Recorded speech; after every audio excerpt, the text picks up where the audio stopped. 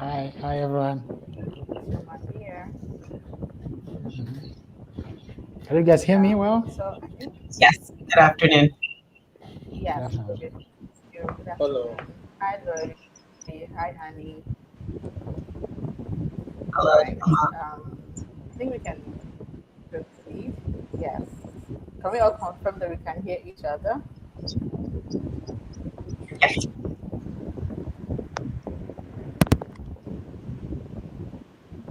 Annie, can you hear us?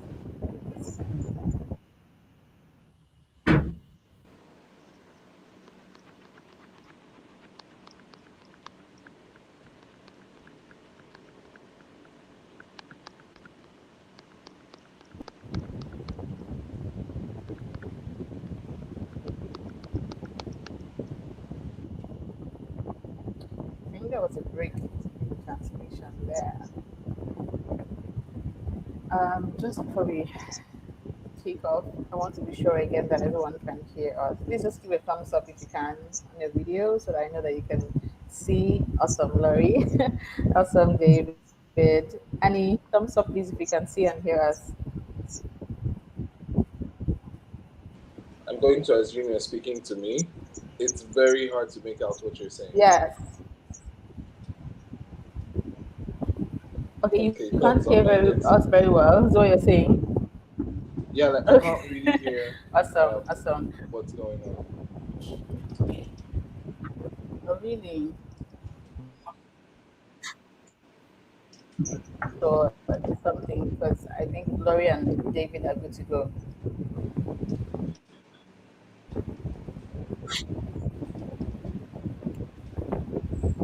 Okay, so we'll just proceed. All right. So welcome everyone. Welcome to the live broadcast. I'm glad that we're able to sort out the network issue. So this is the REACH Summit, and to everyone who is joining in from everywhere across the world and whatever platform it is that you're connected from, welcome and thank you for joining us here. This is Chioma, and today we're going to be discussing managing black tax and thriving nonetheless. So conversation. We'll just kick off with an introduction. And okay, Annie was supposed to start with introductions. Because I think I wanted us to do it in an alphabetical order. So, Annie, let's kick off with you with an introduction. Tell us who you are and what it is that you do that keeps you busy at the moment. And of course, a little bit about what you're hoping our audience will take from today's conversation. Annie, Okay, can everyone hear me clearly? yes, yes, we can. Fantastic. Okay, so my name is Annie T. Brendan. Annie helps avoid pronunciational homicide. Um, I am a visual creative professional. I work in animation, in film, in advertising, and I draw a lot. That's pretty much what keeps me busy from day to day. Expectations from today's session. Well, I hope to help someone gain a deeper level of understanding where this topic is concerned. Two, I hope to learn from other people's experiences and see how best to improve what I'm already doing, or find new ways of tackling this common issue or situation which we all are familiar with. And I hope to have a good time as well. So, Awesome. yeah, that's it from me. So, thanks, Annie. Just to ask you, is that one of your work behind you? Oh, it is. Yes, actually, it's a very. It's not one of the proudest things I've done. um, but yeah, that when very much wasn't happening. So Awesome. I Okay. can get that this way for everyone Oh, to see. lovely, lovely. Yeah, thank you. Okay, so let's hear from you, David. Tell us about you and how you're interested in this conversation. What keeps you busy? What are the audience looking forward to? Right. First, I hope everybody can hear me. Yep. Okay. Right. So I'm David Kimondiu, and I'm based here in Nairobi. I'm the head of business development and research at Rich Technologies. Yes, and so thinking up every day about consumer informatics and that kind of thing. But when it comes to the topic, what I hope for is to share some of my experiences, also to benefit from other people's experiences and be able to build each other, even the audience. These are a very important topic, and I think managing black tax can go a long way into creating or enabling one to succeed and thrive. But also, if it is not managed properly, it can be a pitfall to not achieving some of the goals that we want to achieve as young adults, as Africans. Yeah. Thank you. Okay, thanks, David. Laurie, let's hear from you.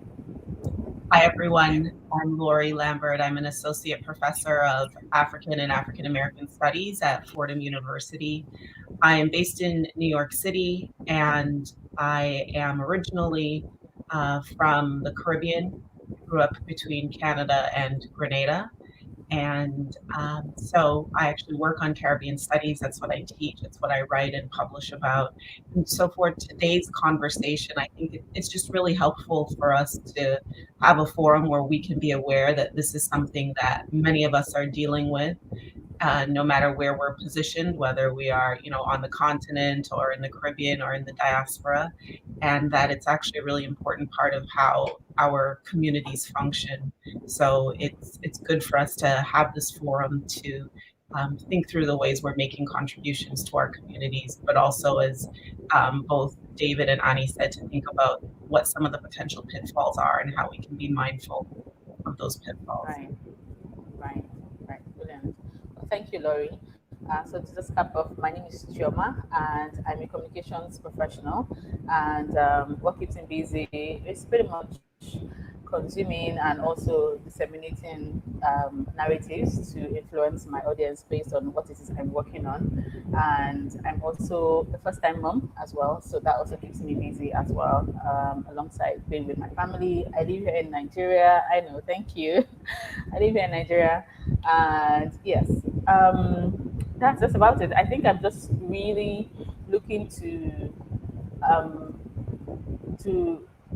get like different perspective from every one of us, and to also see, like we said, part of the objective that we're doing here today is to reframe, to see how we can reframe the concept of black tax, right? So let's see if we're able to succeed at that, and to also see how we can get people to understand that it's probably not something that we can escape from, that will leave us anytime soon. However, we need to find a way to thrive. Just like David said, as young African professionals, we need to find a way to thrive despite the reality of black tax living with us and not going anywhere anytime soon. And I think we'll just jump right into that conversation. I need to make a confession here.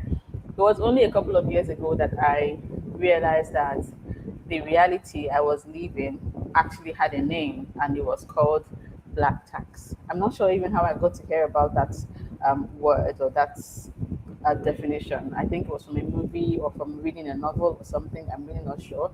And in some way, when I found out that, it has a name, I think a part of me was like, if it has a name, it means it's not something that is peculiar to just me or peculiar to just, like my locale. It means that there are other people whose reality is also this as well. And so I was really excited. I'm very excited to actually hear your experiences, given the fact that we have Laurie, our Caribbean sister, we have Annie, we have David, and it will just be interesting to hear all of your perspective and to see how we we all fit into it and see how, despite it, we're all thriving, and we're looking forward to maybe making some changes here and there. So, without further ado, why does this topic matter to you? Now, just to be sure that we have a seamless flow, we're going to take our responses in an alphabetical order with Annie, with David, and then with Laurie. Laurie, I'm sorry. We'll take it in that order. So if you do have a thought, we'll just go in that flow, just so that we have going into clashes. And then to our audience who are listening in, if you do have questions, if you do have feedback or anything you want to share with us, please leave that in the comment section. We have our moderators on the backstage who make sure that those questions come to us, and we'll do our best to address them as quickly and as detailed as we can. So yes, back to the question. What is black tax to you? Why does this topic matter? Is this something that one can escape? Is this something that we should even want to escape? And so yes, Annie, let's hear. What is black tax? We know what black tax is. I guess the interesting thing about black tax is how dynamic it is. For some people, it's black and white. It's straight on. It's people closely related to you living off of your means, for whatever reasons, right? Because the reasons vary.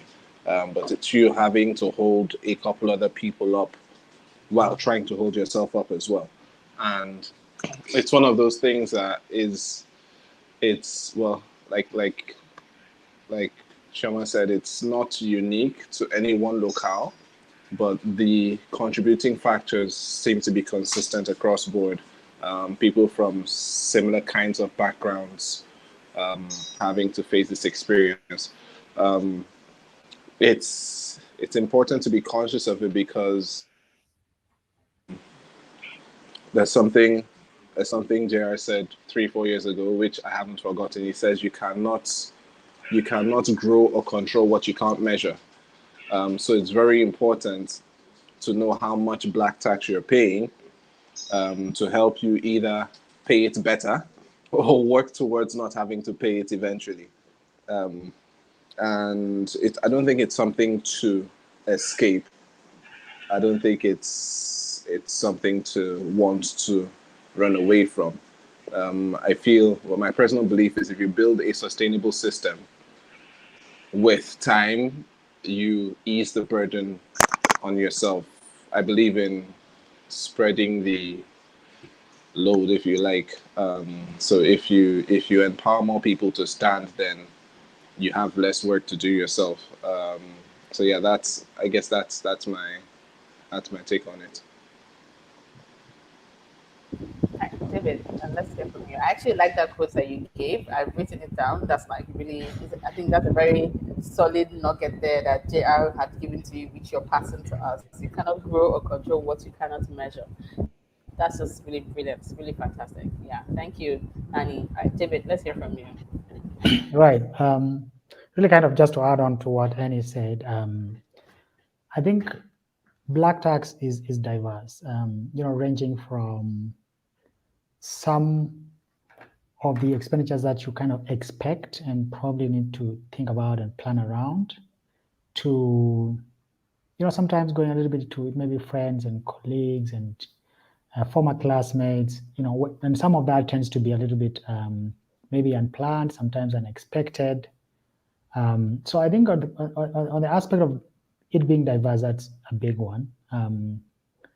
And definitely, I do believe, just like Annie said, it's not something to run away from. And I'm sure we'll delve a little bit into that, but something more so to manage, because like I said, there is some of that you expect, maybe some people that you need to support. And then there's an aspect of it that's not expected. So I think there has to be a balance between the two, but also I think trying to manage it and, expecting it and trying to manage it, I think can go a long way into enabling one to thrive in it. So I think that's the only thing I can add. Thank you. Okay, thanks so much, David. Thank you. And so, Laurie, before you take your thoughts on this, I just wanted to, it'd be nice to also get your perspective from like the academia, in the sense that there's studies that show that the presence of black tax and the heaviness of it on young African professionals, to some extent, is directly responsible for the inability of the African African culture or the African nation, so to put it, to build generational wealth, right?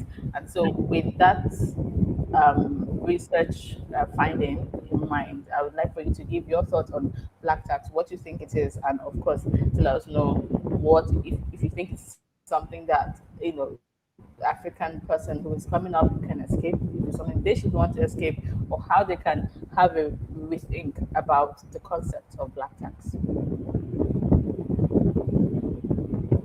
So that's interesting. This idea that it might be preventing us from building a kind of generational wealth. I think one of the first things that's important to note is how little we actually talk about it sometimes. So, one of the things that I realized is that when I look at what my parents were doing in terms of who they had to help, and they were first generation um, to leave Grenada and go to Canada and being responsible for sponsoring parents and siblings.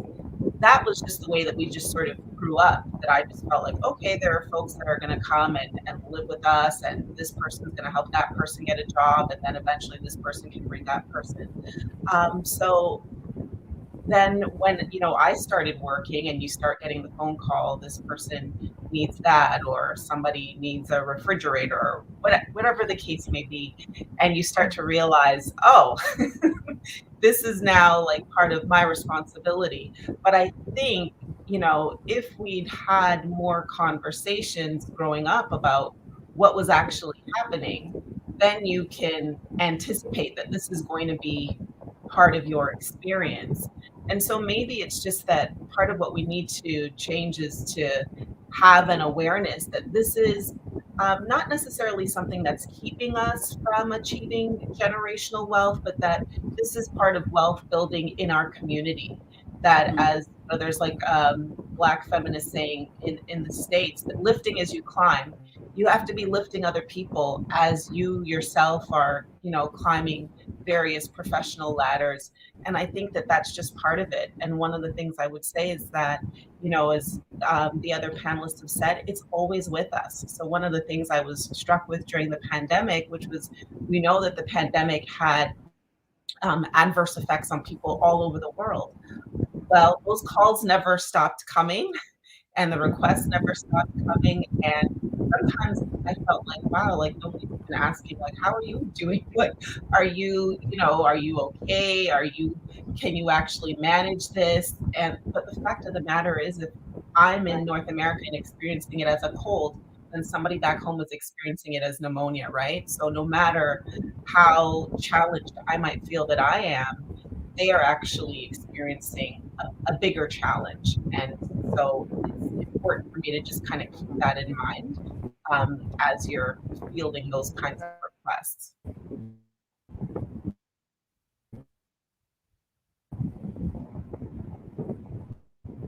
Right. Wow, thank you. That you said in the quote that you, as you climb, which for me that gives an opportunity for one to see the idea or the concept of black tax as a blessing of some sort. Like, you're in a position to help other people, and it also it also gives a room for me to connect with what Annie had also contributed earlier, where he says you cannot grow or control what you cannot measure, right? And so, in putting measure, or in being able to measure something, there has to be some metrics that you've set across. Maybe it's in terms of your budgeting and all of that. And so I'm hoping that we can get into the practical steps of how one can actually manage that while still being able to be a blessing, and be able to be taxed by our families. And I think I'd like to find out, let's take it personal. If you'd like to share a teachable moment that you had with regards black tax, or a pleasant surprise that you had experienced or you've experienced growing up so far, or any personal story that you have that sort of really emphasized the idea of black tax for you. What was it that you found like the most shocking, and how did you manage that particular situation if you had anyone? As usual, we'll start with Annie.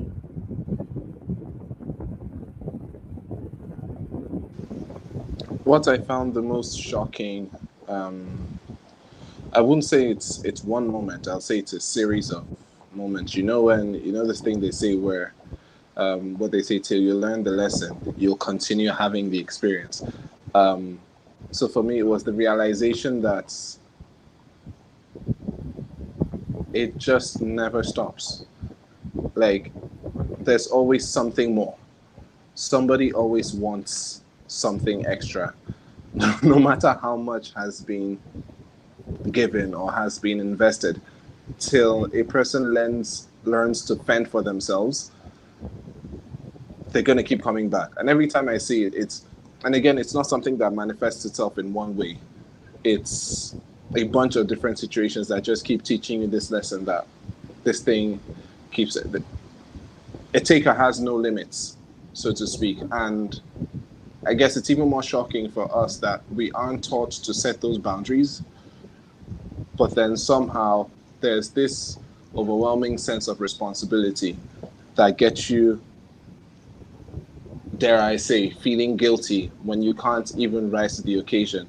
Right. So it's like we're raised with this idea that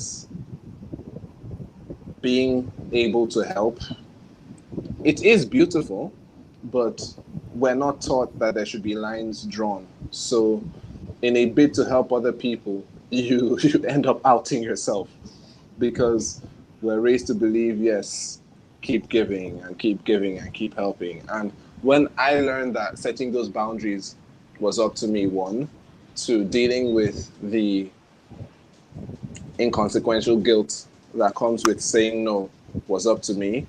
3, educating. I mean, if you love these people and they love you, then the duty or the burden of educating them or enlightening them further is on you. I guess for me, that has been, so like whenever I get to a moment or a point where I'm like, oh, this again, I'm like, hold on. This is a human being that can learn and can be taught. That is my responsibility. Expecting to, so like Laurie said, sometimes no one even asks, oh, how you doing? Have you had any sleep? I don't know. Very simple questions that make you feel human. Right. I mean, we kind of expect them we expect them to look out for us in these ways because we're looking out for them in other ways. But the biggest realization for me is that many times that has to be taught. And again, these things don't come from places of malice. It's just sometimes people are so overwhelmed by what they're going through that they don't see anything outside of that field of vision. But yeah, for me, I guess that's the one thing that still hits me every time, that the responsibility is on you to set those boundaries. Okay, thanks, Annie. I think we'll come back to this. I would like to, because I'm hoping that we keep this as practical as possible, and I would like to come back to you on how you actually set those boundaries. Like, what exactly did you do? What did you say? And of course, how you were able to manage the guilt. Because look, let's keep it real. That guilt is real. Like, it is just a reality we live with. Someone calls you. Sometimes you don't even take the phone call because you're not capable, or you don't have the ability to, sort out what it is they're going to ask, and you're just like, oh my god, why? So you need to tell us how you've managed to handle that guilt. But we'll come back to you on that. Let's hear from David on teachable moments you've had with your experience from black tax, or if you've had any pleasant surprise or any personal experience that you'd like to share with us. Right.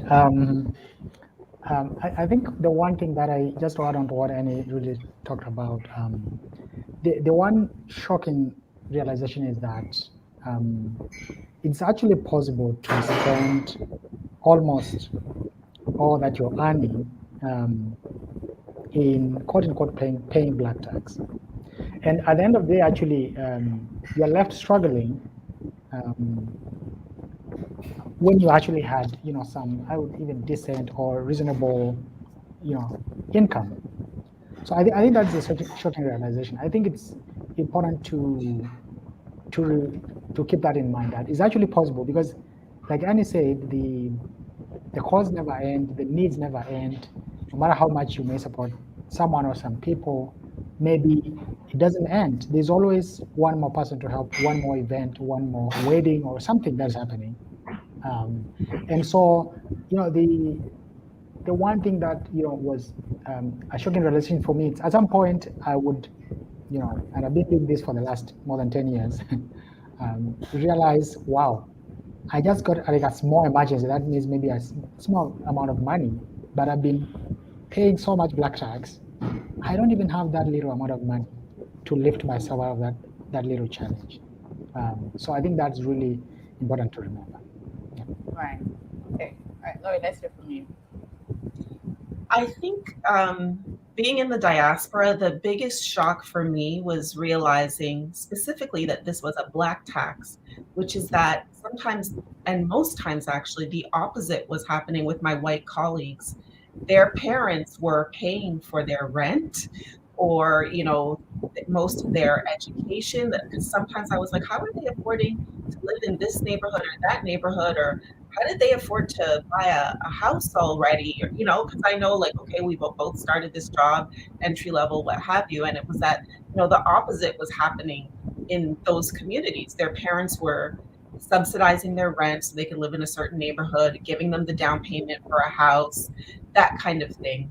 And so, part of the work is also to just mind your own business, really, and not to be comparing yourself to other people, because you would be striving for something and driving yourself broke even further. But the other thing I think more in terms of our community was for me realizing that the person who might be coming to me for something within their village or within their community, somebody was going to them for something, so that whatever I sent to them wasn't even just for them. That was then being divvied up in different ways. And sometimes you realize this when you go back home to visit or whatever, and you're by auntie or whoever it is, and you realize who in the community is also depending on them and how much they are even having to share what little they have, right? And so I think that was also part of realizing that, what it is that you have to share. Sometimes it's not stopping with the person that you send it to. Right. So there's some kind of funnel around it where it comes from you and it trickles to, as many people as you can get to. Wow. That's just, I don't know. I think the idea of it just makes me feel sometimes like, oh, maybe I have to even give more. Or I don't know, because it's just like, clearly the person who I'm giving it to is not enjoying everything that I'm giving to them. Okay. So I feel like we've actually touched a little bit on some of our personal experiences and a little bit on what has been surprising and a teachable moment for us, right? So I think the next question I want for us to tackle is the practical aspect of it, which, like I told you, Annie, we're going to come back to, which is what is your personal strategy to managing this? And you had hinted that part of yours was setting a boundary and also being able to manage the guilt, right? So if you could expand on that a little bit, and then we'll take it on with David and Laurie and hear from you what your personal strategies are with managing black tax, and if there are like any life hacks that you can share with us or tips you can share with us that we can manage them. Because David, you said you've been doing this for 10 years now. I'm sure in 10 years you've garnered a wealth of experience that you can share with our audience on how they can manage this, because there are lots of young professionals who are tuned in today, and some of them may not have started living the reality of black tax, but they will soon. And so they need to know that there are certain mistakes that they shouldn't make, because we've lived it and we are letting them know you can thrive despite this reality. So what are practical hacks or practical tips that you can give to our audience who are listening? Okay. So speaking off of personal experience,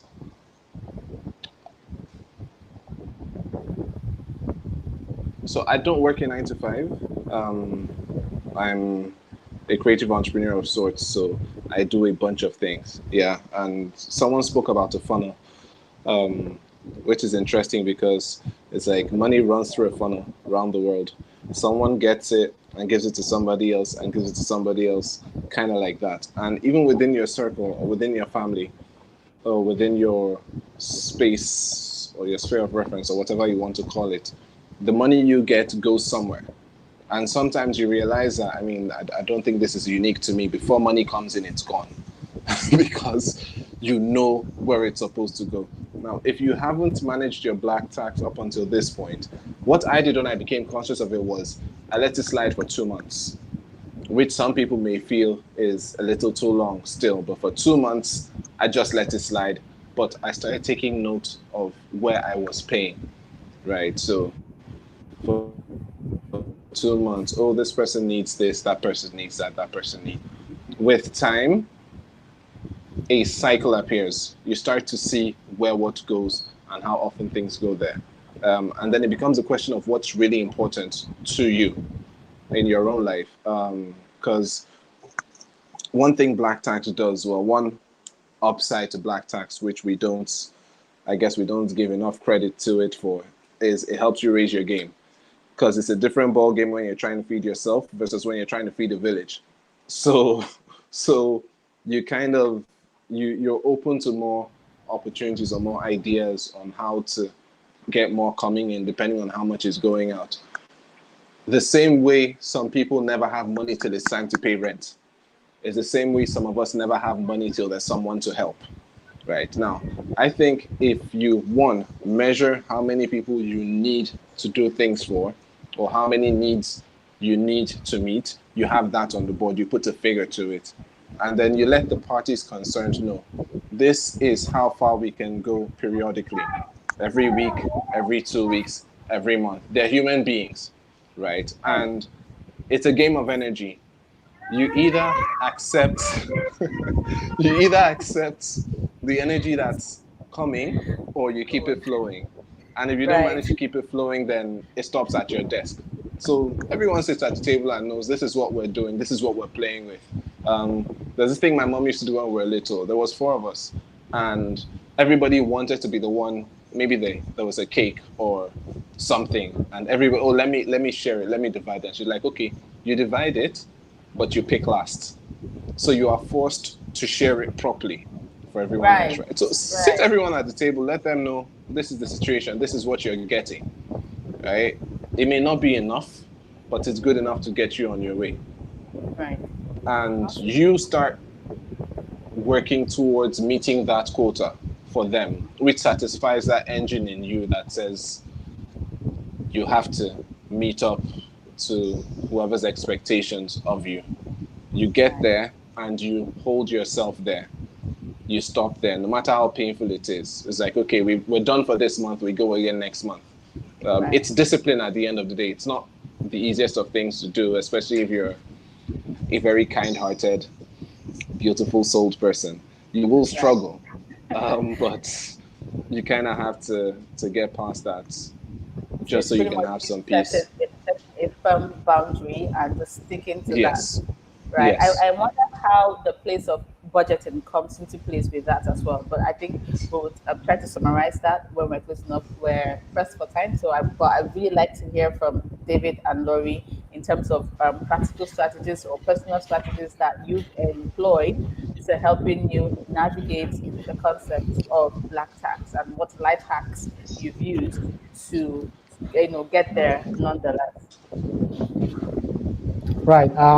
So I happen to be a 4th born of 8 children, unlike you, Annie. So we like double you guys, but and so obviously, having 4 younger siblings has had, a big impact on my paying of black tax. And at some point, I even had all my younger siblings either in high school or in college stroke university, and on your up, you're like trying to really support them all through that with school fees and tuition and all that. And so the three things that I think are really helpful that I use as a strategy. The first one is like to plan around it, to budget about it around it, because I remember back in the day when I would just send money as is requested, and I found that can be a pitfall to actually overspending on black tax, for example. So what I think is very helpful is plan around it. If there are people that you have to support, think about per month or the period at which you get some income, how much do you need to support them with? And I think Is it this just really me? helps. I think David's screen is frozen. I can't seem to hear him anymore. It might be on your end. David, can you hear me? Yes, I can hear you. I Sean. hear you. Okay, we lost you for a second there. Yeah. Well, I think Laurie and Annie said they were hearing me. Yes. Oh, right. Okay. So I was talking about budgeting. So I think it's very important to budget for the expected, because as I said, there is some things that you really expect maybe to support in. Then there's another category, which is the unexpected. And I think for that one, it's important also to budget for that. Maybe set aside some little amount of money for these random requests and that kind of thing. So that actually when you run out of that budget item, then you're actually aware. So I think that's Right. one aspect, which is one thing which is very important. Budget for the expected, black tax, but also unexpected bit of it. Right. Right. And then the second thing is to commit. Now, the rest of the resources, for the young professionals, what I found helpful, especially for me, commit your income to building your future or building, your best future that you want to have. And this could be in some investments, in getting yourself something nice, maybe, I don't know, something that you want to do for yourself, for your growth, professionally, financially. Commit. And I think the importance of committing your finances is when someone asks for the money and you tell them, I don't have the money, because you paid for your deposit, let's say for your property, actually you don't have the money. When you say you don't have it, you don't have it. But actually you've committed that money to going into something very important for you for the future. So that is really going to ensure your growth. And at the same time for committing, just save some money, because I realize part of solving the black tax problem is actually solving the problem on our parts, making sure that yourself, on the little things that you may need to spend on, little emergencies here and there, your health emergencies if they come up, you are covered for that. So it's good to save a little bit as you commit the rest for projects that are going to ensure financial stability for you in the future. Right. And the last thing is to be comfortable saying no. Once you've exhausted your budget for black tax, and you've committed your money to projects, and you've saved something for your future unexpected emergencies, then be comfortable saying no politely and being very firm on it. So these are the three things that I would say I found very helpful over the years. Thank you very much. And just to recap for those of us who may have been caught up somehow, the first one you said to plan around it, which is pretty much to have a budget, and the second one you said to commit your finance to your future. So put a portion of what it is that you've earned for that period into something that benefits your future. Because the truth is, if it benefits your future, it still in the end benefits the extended people who also benefit from you. So you're doing everybody a whole world of good by doing that. And lastly, you said to be comfortable with saying no. No is a complete sentence. I think this also ties with managing the guilt that Annie had also tried to help us to understand how we can better manage the guilt when we say no or when we put a boundary and we stick to that boundary. So, Laurie, we have a couple questions, but let's just hear from you and we'll address those questions and hopefully wrap up on the session. Sure. So I think that the other panelists have actually touched on the important things. I have also done a monthly budget, and I think of it in terms of percentages. I'm looking at how much I have coming in, and I can say 10 to 15% is savings that I'm putting away for myself or for an emergency. And then, I can think another 10 to 15% for whatever need it might be. Unlike the other panelists, I don't have necessarily a regular person or persons every month, but it can be different people. And so when that money is exhausted, it's exhausted. And so that makes the no easier as well, because it's there in the budget. And so, if somebody called and needed this for a medical procedure, whatever it is, and I've already provided it, then I'm done. But the other thing that I noted was when I went back to look at an old budget that I did, an old monthly budget. And when I started my first job, like that category was $25. Like that's what I had if somebody was going to contact me for money that month. And I laugh now at how little that was, but I had broken down, all of the expenses I had with apartment and car and, car insurance and things like that. And that was the fact of it. But the other thing I would say is to share the responsibility. So I have siblings as well, and we keep in conversation about it. So who gave to this person or who can give to that person, and or can we come together so that we can help cover the expense for something else that another family member might need. But it also means that if one of us is in a tighter situation in 1 month, then maybe another one of us is in a better position to cover it. So we definitely share that responsibility. Right. I think that's a very valid point. Sharing the responsibility, especially for those of us who come from a family where there's more than one person, like you do have a sibling. So being able to share that responsibility and putting it as a consolidated figure even sort of helps and reduces the burden on every person. And it also shields the one who doesn't have a lot to give from feeling like they're not pulling their weight, but they're able to still give as much as they can. Let's just address the question that we have in as much time as 60 seconds if you can. Question one says, how do I find the balance between being generous and taking care of myself? I think we've kind of addressed that with David's 3 tips that he gives to us. So let's just take to question 2. How can I explain to my older relatives that I will no longer be able to help as much as I used to? In 60 seconds, how can this person explain to their older relatives that they won't be able to help as they used to? Annie, you've got 60 seconds. Let's go. How to explain to them? There was a line my mom used a lot when we were growing up, which is, from what I have, I'm giving you. Make the most you can of that. That works for me. So it's a case of, like you said, somehow $25 worked when that was all you had. That's the level of energy you need to go with. Because, again, a taker has no limits. So you kind of have to, I think it's something you have to be firm about. There's no easy way around that. Yeah. All right, David. Thank you so much, Annie. David, let's hear from you. How can this person explain the older relative? Do you have a different perspective? Absolutely. I think I'll paraphrase something that Annie said earlier, which is bring it on the table. If your responsibilities increased somewhere, maybe you're paying school fees, maybe you have a family, your family is growing, be very open about it. And I think when you're very open about it and explain clearly why you're not going to be able to support as you used to, I think then you should not feel guilty, saying no, given that you have other growing expenses. I think that's how I would do it. Yeah. I like that. So honesty and being upfront about your reality. Yeah, that really saves a lot of stress. So Laurie, do you have something to add to that?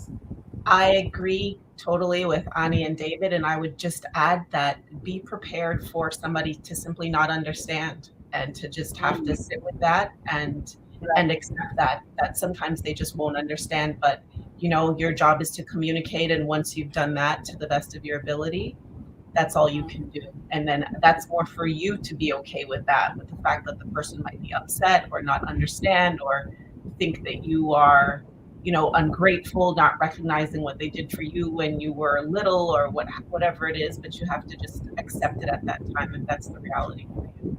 Awesome. Wow. Thank you so much. Thank you to our audience. We've come to the end of today's session. Annie, David, Laurie, you've all been really fantastic. Thank you for your brilliant contributions. And to our audience, we hope that we're able to address your concerns that you had.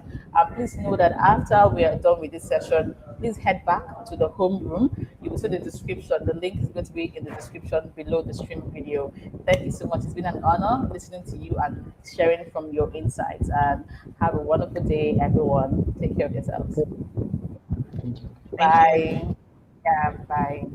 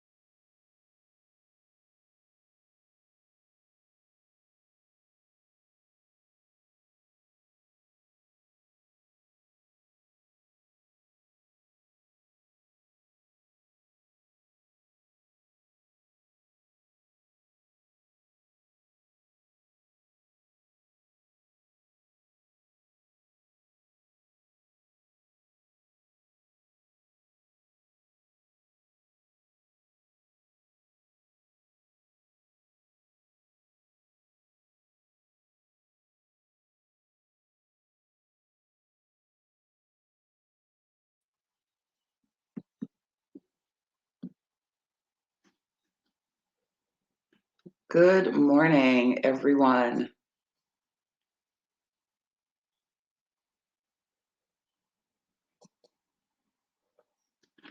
Okay, good morning, and welcome to my presentation this morning. I'm not sure who's in the room. You can actually start sending me comments. I'd like this to be interactive so that we can have a dialogue instead of just me presenting. But my name is Sonia Aline. I'm a communications and career strategist. I'm the author of I Kick Ass at Work, and it's the first strategy journal for career professionals. The reason I created this journal is because I wanted us to take more, or people who use the journal, I wanted them to take more charge of their life, more charge of their career. And I've always believed that we have way more power than we are willing to be responsible for. And so that's what this discussion is going to be about today, how you can, despite the environment, which is whether it's a national environment, a municipal environment, your work environment, your home environment, how you can take charge of your career and pursue the life and the goals that you want. And so I'm titling this Mindset is Everything, and I'm really strong about that, the starting point for creating successful strategies for advancing your career.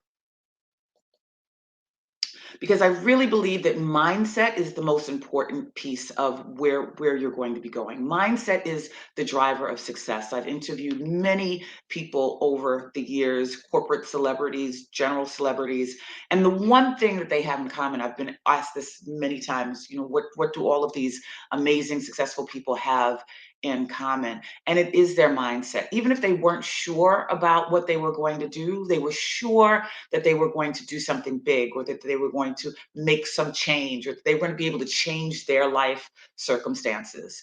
And so why mindset is important is because it is the driver of success. And what I'd like you to understand today is that the strongest influence of mindset is the environment.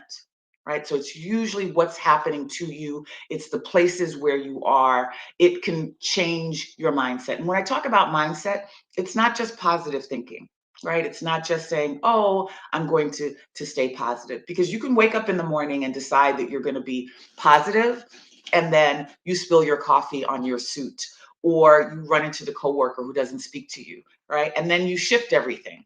And so mindset really is, it's called metacognition, which is it's a new burgeoning study.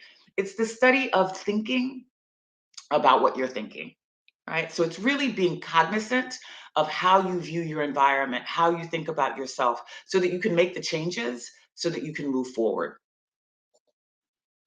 And so when you look at this, when I talk about how the environment is the driver for your mindset, when we look at our current environment, right, all over the world, we're being affected by the pandemic, and the pandemic has affected us not just socially, but it's affected us economically.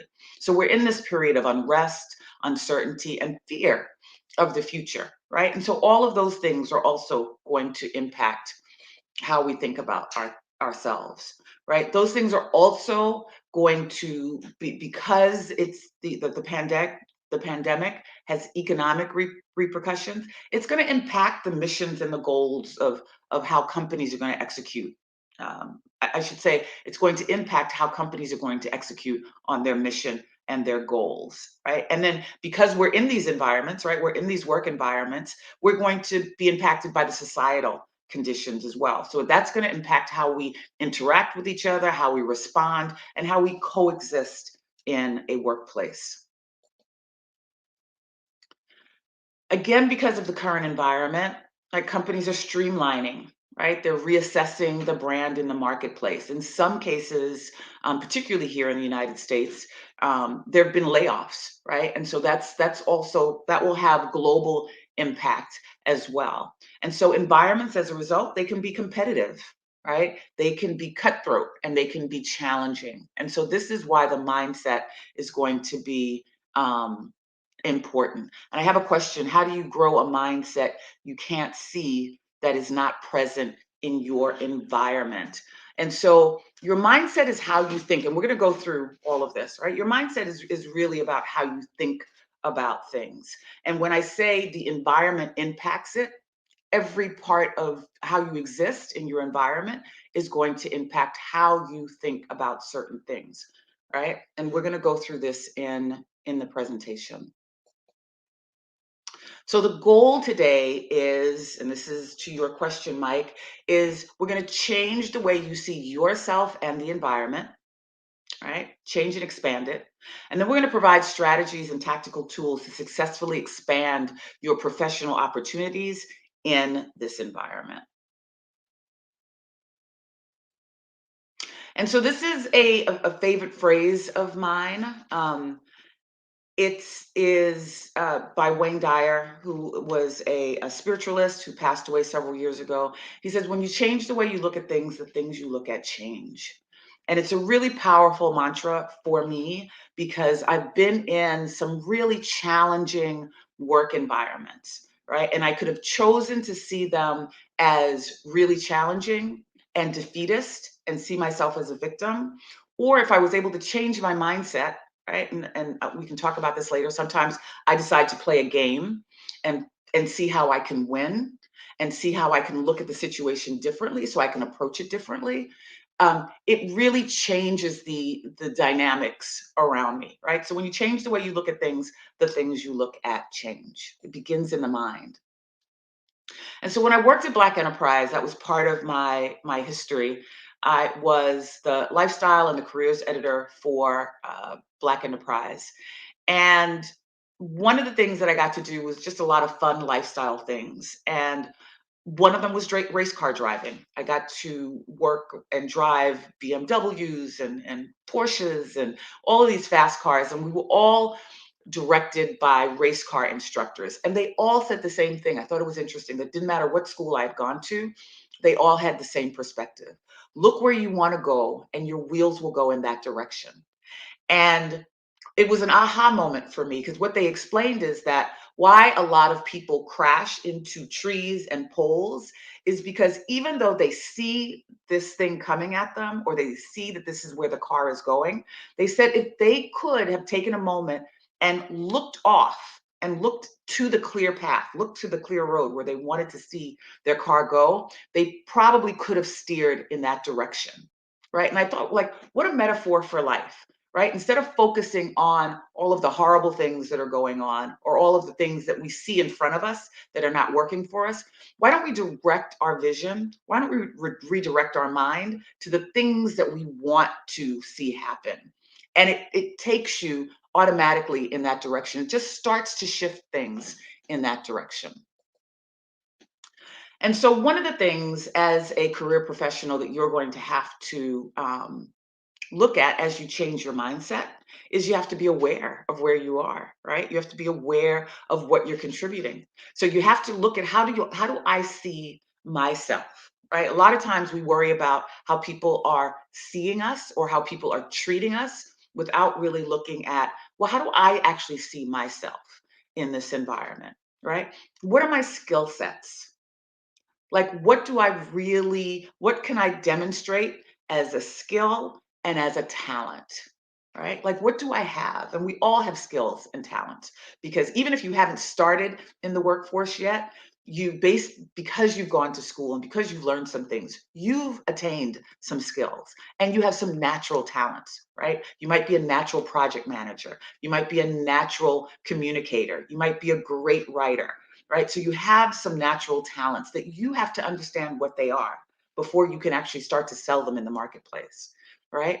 You also have to know what your goals are, right? What specifically would you like to achieve? And not that you just want to do well in your job, right? You should have really specific goals for yourself. What is it that you want to see yourself doing? And is there somebody already modeling that where you can say, you know what, I'd like to be this manager, or I'd like to be this VP, or I think I want to be the CEO. And even for some of you who are going to use your career to eventually transition into entrepreneurship, no, like I eventually want to be an entrepreneur. Like, so what am I going to want to know and understand about my skills and talents that will help me transition?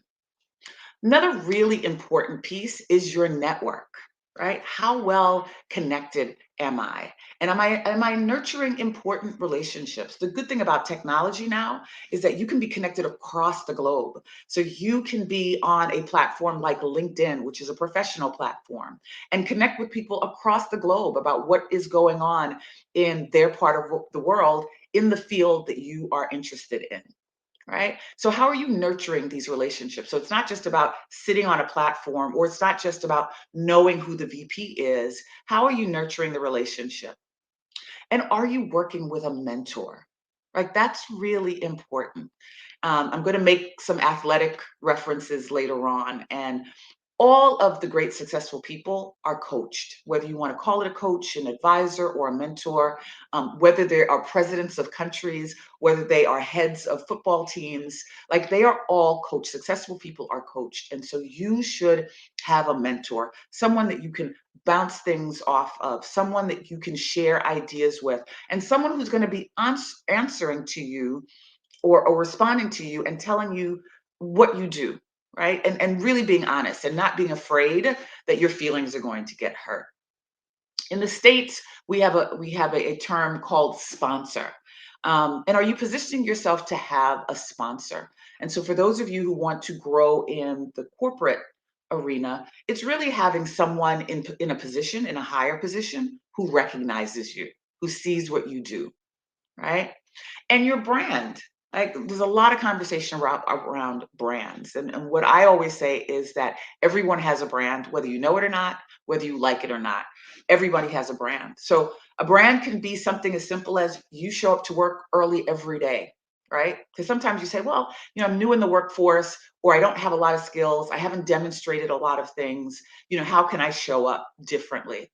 Well, you can show up by just being early to work every day. You've identified yourself in a particular category. You've created a brand for yourself. You can make sure that you are either on time with assignments or ahead of assignments, right? That is because when somebody is talking about you, that is your brand, right? So someone can say, you know what, Sonia is always here early. There's a crisis going on in the office. You know what, let me go see where she is. I know she's going to be here, right? Your brand can work against you, right? If you're late all the time, right? If you're late on assignments all the time, if something major is happening, then someone might say, you know what, Sonia's always late on assignments. I don't know if I want to trust her with this. I don't know if I can rely on her with this. And so these are the things, when I talk about your environment, these are the things that you can control. So one of the things that, when we're looking back at the organizations in terms of how you can move your career and move your positions, is two really important things. You have to understand the mission, goals, and culture of the organization so that you know what success looks like. And back from another question, how does one find a perfect mentor? And that's an excellent question, because a mentor, number one, doesn't have to look like you, doesn't have to come from the same community that you come from. They may not even necessarily, although I believe that it's good to have a mentor in the organization. Um, and I think it's important to have one in the organization and mentors out of the organization. You don't have to have just one. You can have a couple of mentors. And so finding the perfect mentor is finding the person who understands what you need to accomplish. So that's why those other bullet points were important, that you understand what your skills and your talents are, that you have a goal. Because when you have your goal and you have decided that these are some of the things, or this is the direction I want to move in, then you can identify a person who's either done it or has access to certain positions or is in an environment, right? So mentors understand the culture of your organization. When you choose a mentor internally, they understand the culture of the organization. And sometimes people fail or do poorly in a job, not because they don't know what to do, but they just didn't understand the culture. They didn't understand, like, this is how things do. And how I explain culture in terms of sports, it's like if you think of any of the sports, right? Usually they involve a ball, they involve a goal of getting the ball from one area to the next. There may be a team, and there may be opposing teams, or sometimes there's just two opponents, but there's always a court or a field and a ball, right? So that's general. Like you could say that about business. But the rules of engagement for each of those sports, whether it's tennis or basketball or football or soccer, they're all different, right? And so understanding the culture is making sure that you don't gear up for soccer and walk onto a baseball field, right? Although all the elements are still there, it's a different culture. And so mentors help you define the culture of your organization. And so that's how you want to think about your company. Yes, it's a job, you have a position, you have a boss, you have a manager, they have products and services that they are selling, but there's a process for how they do those things. And so you want to understand, like, what's the culture here? Is sales really important in this organization? Is the financing really important for this organization? Is communications important for this organization? You have to understand what is the driving factor, and mentors help you understand those things. And then secondly, you want to be able to match your skills with the needs of the organization, right? Because it's, again, if you look at a sport, right? I have to have a certain talent to drive the team home, to be able to make the team successful. And so it's really important for you to, number one, understand the mission, the goals, and the culture of your organization, and then figure out your path for how you are going to match your skills that are going to be needed in the organization. And some you may have already, and some you may have to enhance, or you may have to figure out. And so one of the things that I talk about is that you have to keep assessing, right? Just keep assessing. So sometimes when we graduate, or sometimes when we get a promotion, we just feel really good, right? And we're just like, I made it. But if you treat yourself like a business, and I have another slide where I drive this point home again. If you think about yourself as a business, you want to know, like, where you are on your goals, right? And how effective you are in your current position, and what you can be doing better. And so it's one of the reasons that I created this journal. And whether you buy my journal or you just keep a notebook, it's really important for you to document what's going on in the work environment, so you can see your progress, so you can see how well you're going, and so that you understand it. And so that even if somebody were to come to you, your manager, your boss, your supervisor, and say X, Y, and Z, you have a record of what you've been doing and how you've been doing it. And so you can take more responsibility. You can even push back a little and say, I understand that you feel X, Y, and Z, but I did perform these tasks. And so how did these tasks fare in terms of the goals and what we expect for a success in this company or in this department? So your basic market skills, right, are effective communication and presentation skills, right? Because if you are in a work environment, you have to be able to present. You have to be able to articulate. You have to be able to communicate, whether it's a problem, whether it's a solution, whether you're advocating for yourself, right? Or whether you want to present yourself in a certain light. That's going to be important in terms of what's going to be important is how you communicate and how you present. And that's where, again, a mentor can help you, because they can say, in this organization, this is what strong communications and presentation looks like. This is why it's important for you to have a mentor. Analytical thinking and problem solving. We're in a environment right now, a world where things are moving really quickly. Technology is moving us faster sometimes than we can even catch our breath. And so organizations need people who can look at data, look at situations, look at what's going on, and understand what that is, and problem solve, right? Because that's what organizations do really every day. That's what the highest executives in an organization do. They problem solve. And the more people on their team that they can rely on to help them either recognize a problem, but more importantly, solve it, you become more valuable. right? So how do you do that? Like, it's important for you to know what's going on in your organization, but also know what's going on in your industry. And because, again, technology gives us access to so much information, you should be knowing what's going on globally, where you can make recommendations about, like, I read this article, I saw this, or maybe we can try this. But you have to be engaged, right? Strategic visioning is also a result of your analytic thinking, because you're going to be able to see, like, you have to be able to see beyond where you are today, right? So this is where we are, but based on what we're doing, where's that going to take us? And how is that going to impact my organization or my manager, right? Like, how is that going to impact where we are? So you have to think way beyond where you are in the current moment. And you have to execute.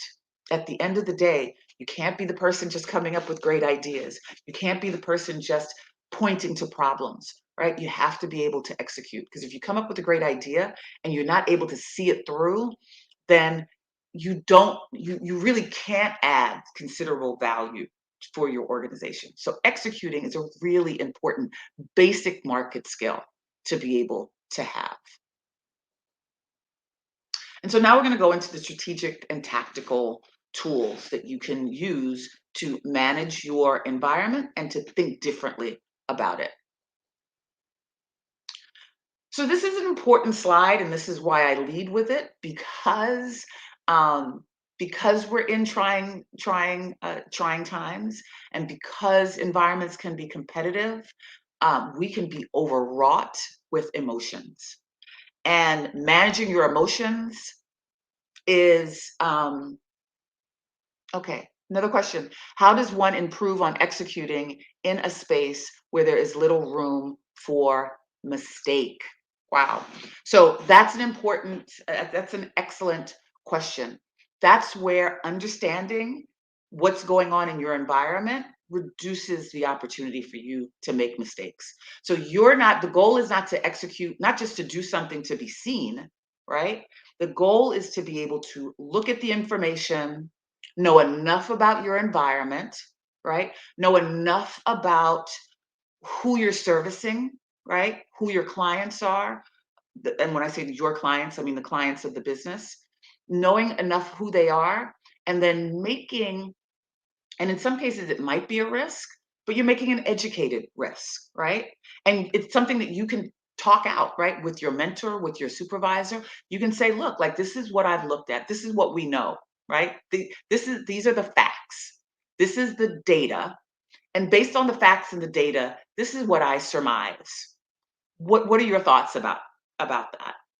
Right? And it might be something that your manager had already thought about. It may not be, it may be something that she hadn't thought about, or he hadn't thought about, but it's an opportunity for you to execute, right? So if you're in the medical field, right, you're not going to try a new medical procedure that is going to, you're not going to go into an operating room and say, they said we're going to take the appendix out, but I don't think it's the appendix. I think it's something else, right? That's not a risk that you can take.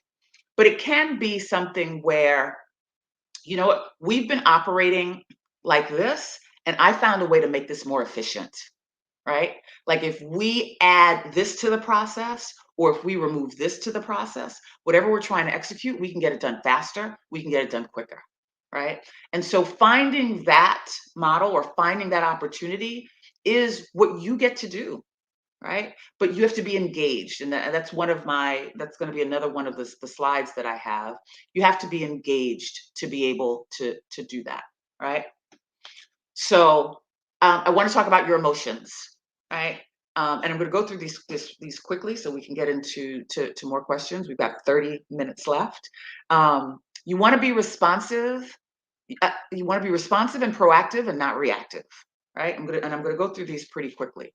And this, again, is being in control of your mind and your emotions, right? If there's a situation coming up, you don't want to react to the situation, right? You don't want to just get angry at the situation. You want to respond to the situation, right? And you want to be proactive, right? You don't ever just want to fly off and sulk, right? Or yell or scream or argue. You always, because at the end of the day, your role in the job is to be able to perform, right? And so you always want to look at a problem and go, all right, how could we do this differently? What can we do here, right? Or I see this thing happening, I could be upset, but there's a way that I can get in front of it, right? Let me do that. You want to be compelling and not compulsive, right? So um, you want to be dynamic in the workplace. You don't want to, again, to this point, you don't want to just be compulsive, right? You don't want to be reactive. You want to attack the problem and not the person, right? We work with a lot of people in the environment. We have, I know I've worked for a lot of years, and there are people that you don't like. There are people who annoy you. There are people who get on your nerves, right? There are people that you feel are judging you. There are people in the environment that you think want to see you fail, right? If you can focus on the problem at hand and not the person, again, you increase your opportunities for success and you manage the situation that much better. One of my favorites is think creatively and not competitively. When you think competitively, you're always thinking about besting the next person or getting ahead of the next person. And if you can look at the problem and you can look at your environment in a creative way and keep thinking about, like, how best can I do this? How best can I improve my situation? Then you can come up with some really great solutions, right? There's a lot of talk about thinking outside of the box. When you think creatively, there is no box, right? Because you're not comparing yourself to anyone else.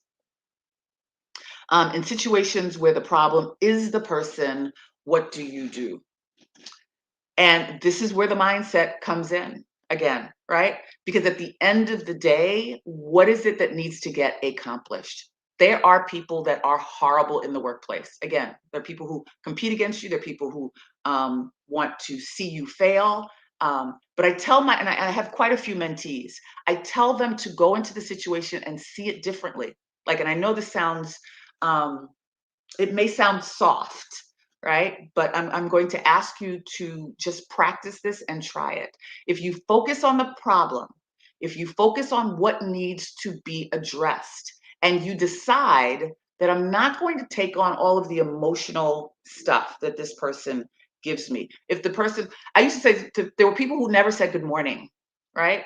And I would go in and say good morning every single day, right? I wasn't going to let somebody else's behavior affect mine.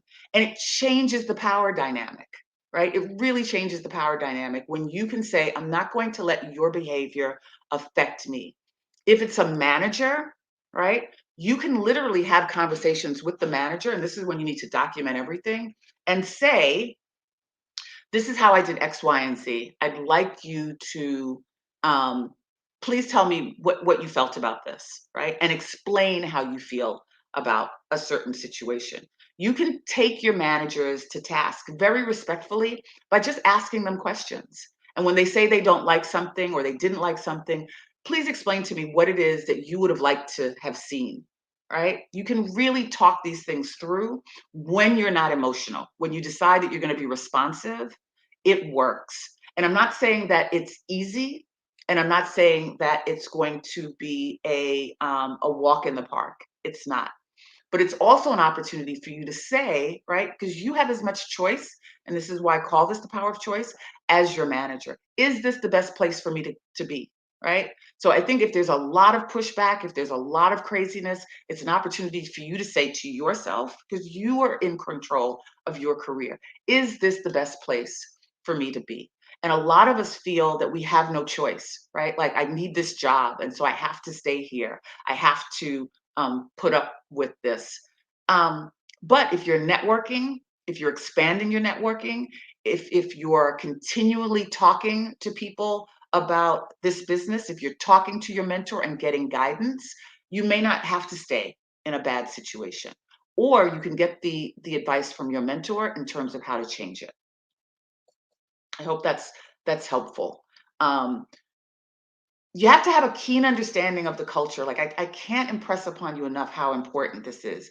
You have to know what success looks like in your organization. And that's where your mentors will help you. You know, a lot of times we look online and the company website will say, you know, this is how we do business. Well, you know, that's their marketing and branding. But then there's the way of how they execute things, how they feel about certain departments, how they feel about the execution of tasks. That's what you really have to understand, because that's what's going to help you effectively solve problems. It's going to help the organization drive innovation. So you're going to be able to come up with different ideas. And the goal, right, that you're in this workshop is that you want to become a leader, right? And so when you understand the culture of your organization, it helps you be a better leader. It helps you be more empathetic because you understand what your colleagues and what your team members are going through, and you understand how to lead them through whatever, whether it's crisis or whether it's great times as well. You have to be engaged, right? And this goes back to, you know, how do you improve on executing in a space where there's little room for mistakes? You have to be engaged. Like, you have to know what's going on in the environment, internally and externally. You have to know what's going on in your industry, right? Like, you shouldn't just be working in a vacuum or working in a silo, right? Which happens a lot for organizations. We just tend to be siloed. You have to, I used to make it my business. I would always go and see what was going on in the next in the next department. So although I worked in publications, I would talk to the folks in advertising, right? And even though that was kind of taboo back in the day, because we had to maintain church and state, I always talked to advertising just to understand, like, what are you selling? How are you selling? What is that important? When we moved into the digital space, I would go and talk to the digital people. I got involved in events. So I was never just the editorial person. And so that's what helped me expand my career, because I was always engaged and I wanted to know. I liked my company. I wanted to know what was going on. I wanted to figure out how we could better serve our audience. I wanted to know how we could do that. So if you can remain curious about your organization, you can remain engaged. Work with your mentors and advisors. We said that already. And so I won't, unless you have additional questions on that, I won't spend any more time on that. You also have to be visible, right? So a lot of times we just want to do our job, right? And that's it, right? Because we've been trained, most of us, is that if you work hard, right, you will be rewarded. And in many corporations, it's not just about working hard. You really have to be seen, right? So people have to see the work that you're doing. They have to experience you as a professional, right? So they can feel your brand. They can feel confident about you. They can like your personality, because at the end of the day, we hire people we like. We work with people that we like. And yes, we want them to be talented and skilled. But if you're going to be on my team, I have to have a sense of who you are, right? And so you have to be visible. You can't just work in a silo. You have to be able to create opportunities for people to see the work that you're doing. You have to feel comfortable about talking about the work that you do as well, right? Stay in touch with those in your network and look for ways to expand it. And that's why I brought up LinkedIn, because it is a social media platform other than some of the other ones. It's a professional platform. So we spend a lot of times on social media talking about, you know, where we traveled for vacation, what we did with our families, how fabulous we look in our outfits, where we're eating, and all the cool places that we visited. If we spent a little bit more time, right, on a professional platform, like developing our profiles online. How many of you have strong professional profiles online, where if I were to go look you up, I could say, wow, like this is a dynamic individual. This person is somebody that I'd like to connect with. Or a recruiter, right, could be looking at it and saying, wow, like this person is perfect for our team. So you can do that. You can network professionally on a platform like LinkedIn. And so you should consider doing that, but also offer the platform, right? You can take certain people to lunch, right? You can go to certain events and network, right? You have to you can go to an event, read up on the person who's going to be there, and then make an introduction and said, you know what? I've read some studies that you did, or I read about the work that you've done, and I'm really impressed by, you know, how you managed X, Y, and Z. People love flattery. And so if you were to meet someone who you are impressed by because you read up on them, and then you could tell them about how dynamic you think they are, you've made a connection because they recognize that you've taken the time to do that. Engage regularly on specifics with your managers, right? So never just take from your manager, good job, Sonia, right? You really need to say, I'm glad you like that. What did I do really well? And where do you think I could have improved myself? Right? Because that again gives you the responsibility. Sometimes when somebody says, good job, you're just really happy that you did a good job and you're patting yourself on the back, you made your manager happy, and you're off. Right? You really want to get specifics because managers are human. They might just say, you know what, I need to tell this person that they did a good job. They made a couple of mistakes, but I don't want to say anything. They already feel I'm already picking on them. We're dealing with humans. And so you want to be regularly specific with your manager. And so not almost everything, but major things that are being accomplished, particularly if they're being recognized up the chain, right, by higher ups, you want to be able to say, all right, I'm glad you like that. I'm excited as well. What could I have done better? Constantly assess and reassess. I said that before. This is what businesses do. Businesses who are successful businesses, whether it's Nike or Starbucks or any of the major global brands, they don't sit there and go, wow, we sold 300,000 sneakers this year. That's good. They don't sit back and say, oh, this is great. They look at what they've done and say, wow, this was really good. What could we do to sell 300,000 more? And let's reassess that at the end of the quarter, right? You need to do that with your career as well. You need to be constantly looking at, yes, I'm a great project manager, right? And I've been able to get this team up and running.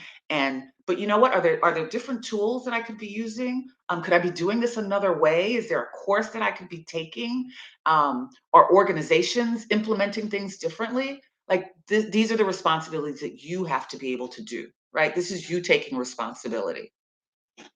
Track and document your successes. And this is another reason why I created I Kick Ass at Work. And so again, you don't have to buy my book, but you should have a notebook where you are tracking and documenting all of your successes, right? Because the further you get away from a success, the less detail you remember it. And when do we update our LinkedIn profiles and our resumes? Usually twice, or two different times, I should say. Usually when you're frustrated about work, right? And you're like, I got to get out of here. And you're going to start looking for jobs and you're going to put together your resume, or you run into someone and say, hey, I got an opportunity for you. Send me your resume. And then you're up all night trying to remember what you did so that you can figure out your what you've done. So that you don't want to do, right? So you want to document your success as it happens all the time and the details of the success. If there was money, if you increased revenue, you want to put that percentage down. If it was a bigger percentage than the year before or the quarter before, you want to put those things down. We have 15 minutes left. So one of the things in terms of training your mindset, I always say, think and train like an athlete. Right? Athlete, I feel like it's the best metaphor. And if you can keep some of these things in your mind, I think that you will do well. Right? Athletes are clear about what's expected. Right? They're clear about what it is. If I've got it, and their individual role, they're clear about that. So even if they're with a team, they're also clear about the value that they have. When I think about basketball, if you're a forward or if you're a guard, right, they understand that, yes, I'm operating within a team, but this is my skill set. This is what I do really well. This is what I bring to the team.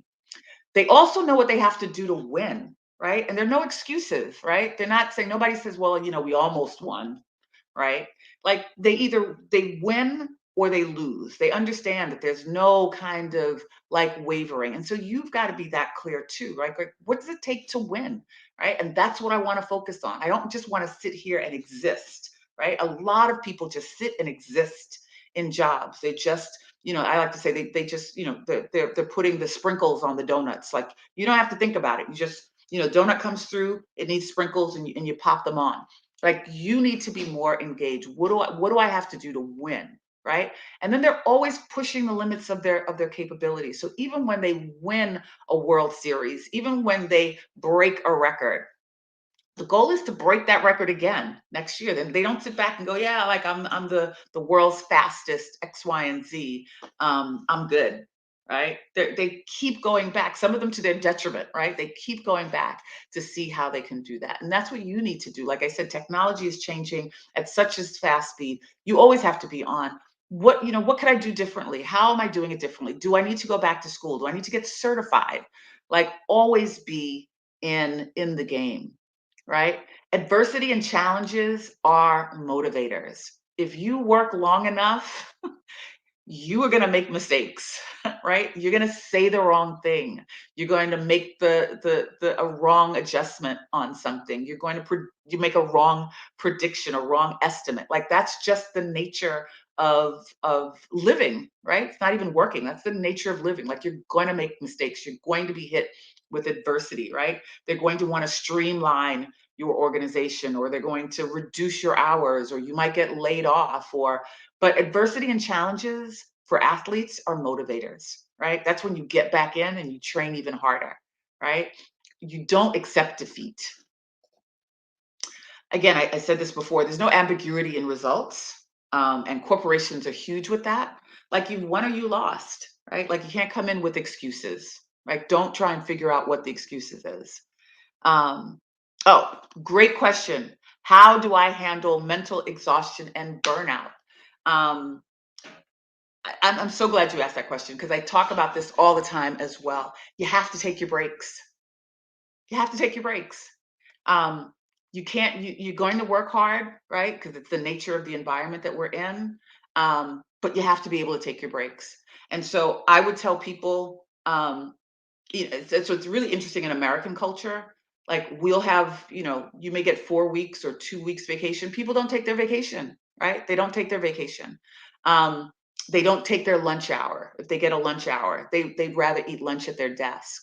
And what I would say to you is those, and now many of us are working from home. I don't know what the situation is for homework for a lot of people who may be watching this, but you have to take time out. Like you have to take your sleep, right? Decide that you're going to go to bed at a certain time. You have to do things like you have to work out. Like that's the other thing that athletes do. They train. They're always training. They're always improving. But this is the slide for that person about exhaustion and burn. They bring their whole selves to the game, right? So they train physically for performance, but they train mentally for the win. And training mentally also means that you have to take your breaks. So you have to eat well, right? Like you can't just grab stuff on the go. And if you're in an environment that's like that, my advice to people is that you have to reevaluate the trade-off.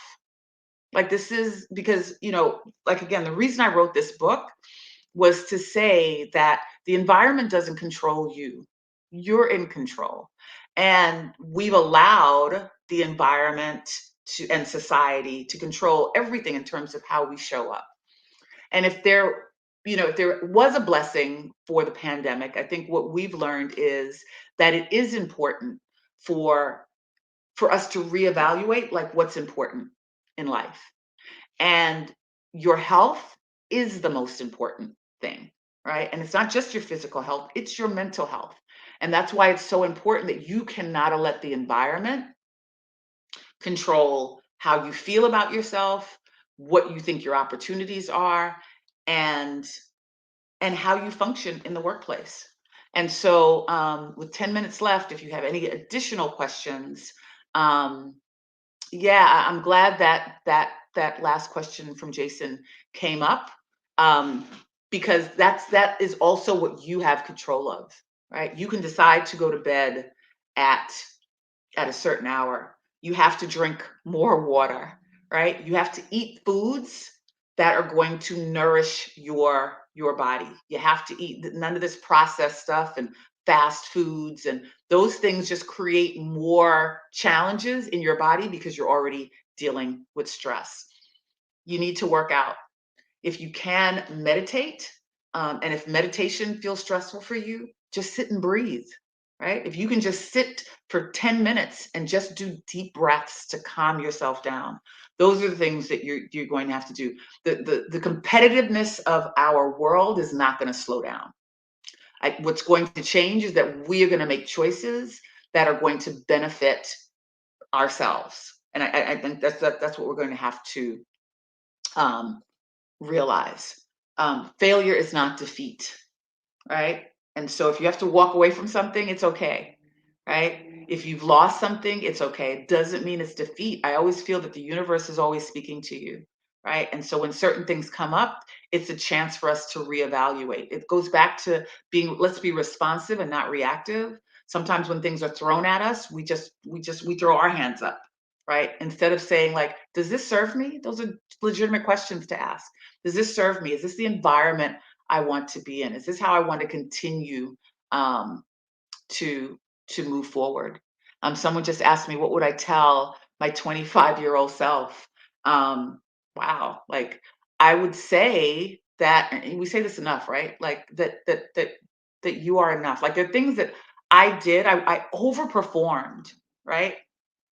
I overperformed and didn't advocate for myself, right? I didn't ask for, and so what I would tell my 25-year-old self is that you deserve to ask for what you're worth, right? You deserve to get paid what you're worth. I always felt like if I just worked really hard, and I did this for a long time, long after I was 25.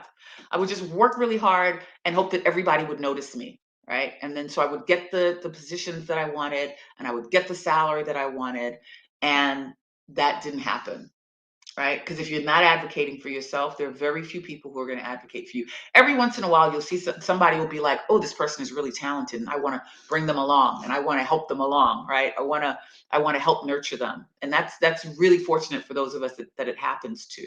But for the most part, if you don't advocate for yourself in this business, in this life, because you're not your career really. And if I could, if I hope you can hear this, right?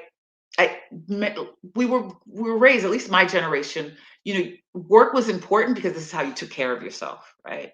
And it was how you made your family proud as well, right? Because you had to go to school and our parents sacrificed for you to do all of these different things. But your career is really how you're going to make your mark in this world, right? If you believe that we're all here to contribute to society, then why are you here? I really feel like that's our goal, to figure out really early in life, like, why was I put here? What is going to be my contribution in this life? And so I'm going to learn a lot of things on this journey, and I'm going to learn a lot of things in my environment. And the goal, right, is to live a comfortable life and to make the money that we want. But you want to not worry about money so that you can focus on your passion and you can make the change that you were brought here to make. And I really believe that that's why it's so important for you to take responsibility, because it's easy for you to lay back and feel that you're being dictated and moved, and things are being decided on for you. But you really do have the power. You have way more power than you give yourself credit for. You probably have more power than you're willing to take accountability for. And I want you to be able to focus on that. How do you choose whom to mentor? Um, it depends, honestly. I kind of did a lot of mentoring by default. I have folks who will reach out and ask, and I almost never say no.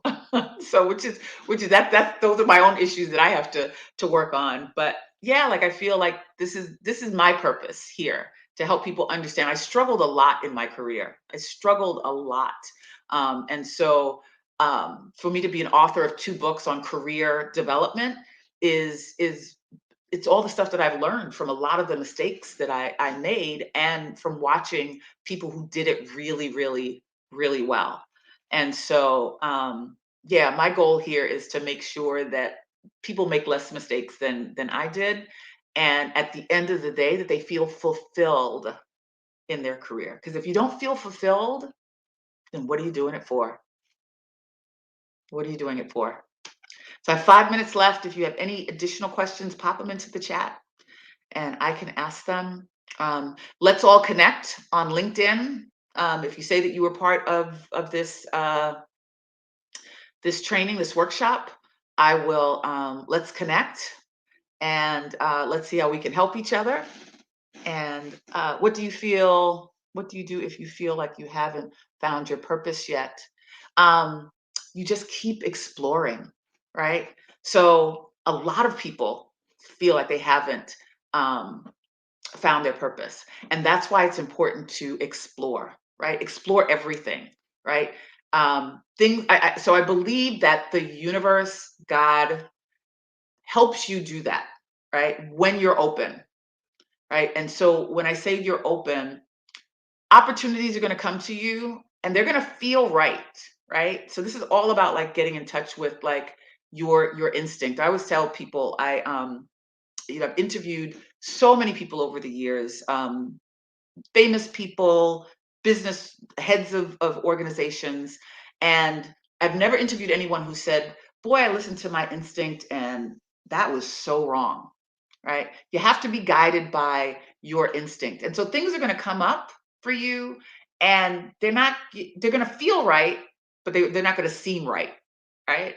And so I always say, go with your instinct, go with your gut, go with how you're feeling, and you will be led to your purpose. Because even if you're resisting it, you'll notice that the same things keep coming up over and over and over and over and over again. And so I wish you all, I've got like 2 minutes left. I wish you all great success. I hope that this was helpful for you. I hope that there were some takeaways. And let's reconnect on LinkedIn and keep the conversation going. If you have any questions, you can drop them into a message on my LinkedIn profile. It may take me a couple of days, but I will get back to you. Thank you for being here. Wish I could see you all, and much success. See you at the top.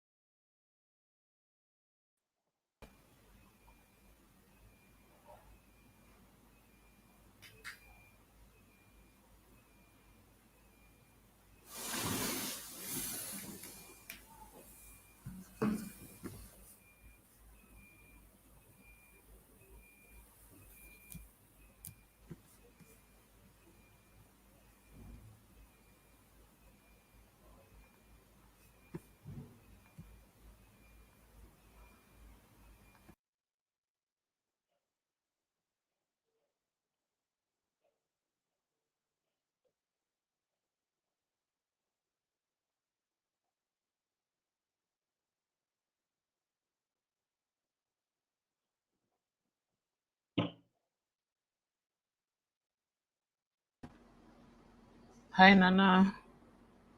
Hi, Daisy. Long time. How are you doing? Great, thank you. Awesome. Which part of the world are you? I'm in Lagos. I'm home.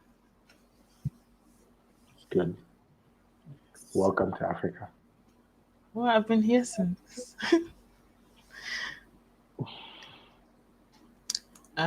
Are we supposed to wait? Are we waiting for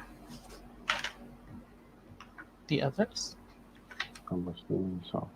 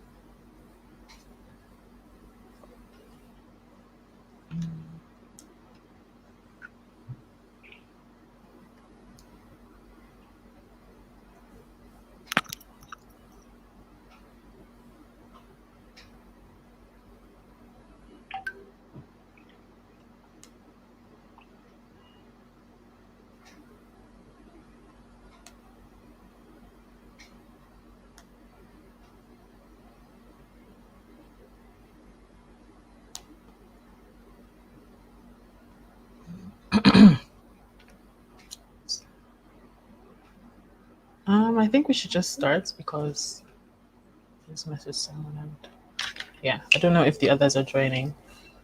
And I think there is a moderator, so we're supposed to lead the conversations ourselves. Can you hear me? Yeah, I can hear you.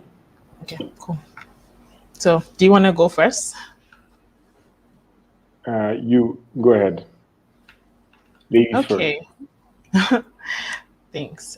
So my name is Adeze, and I am a communications and marketing consultant. Currently, I work with Impact Hub Geneva as a communications lead for one of their programs, Accelerate 2030. I also am the founder of Iron Foundation. Iron Foundation is a nonprofit dedicated to finding holistic solutions to issues that Nigerian women are facing. So we have a project that started with maternal health and addressing some of those challenges in our communities. The reason why I wanted to join the conversation today is that for the longest time I had no idea what I wanted to be or do.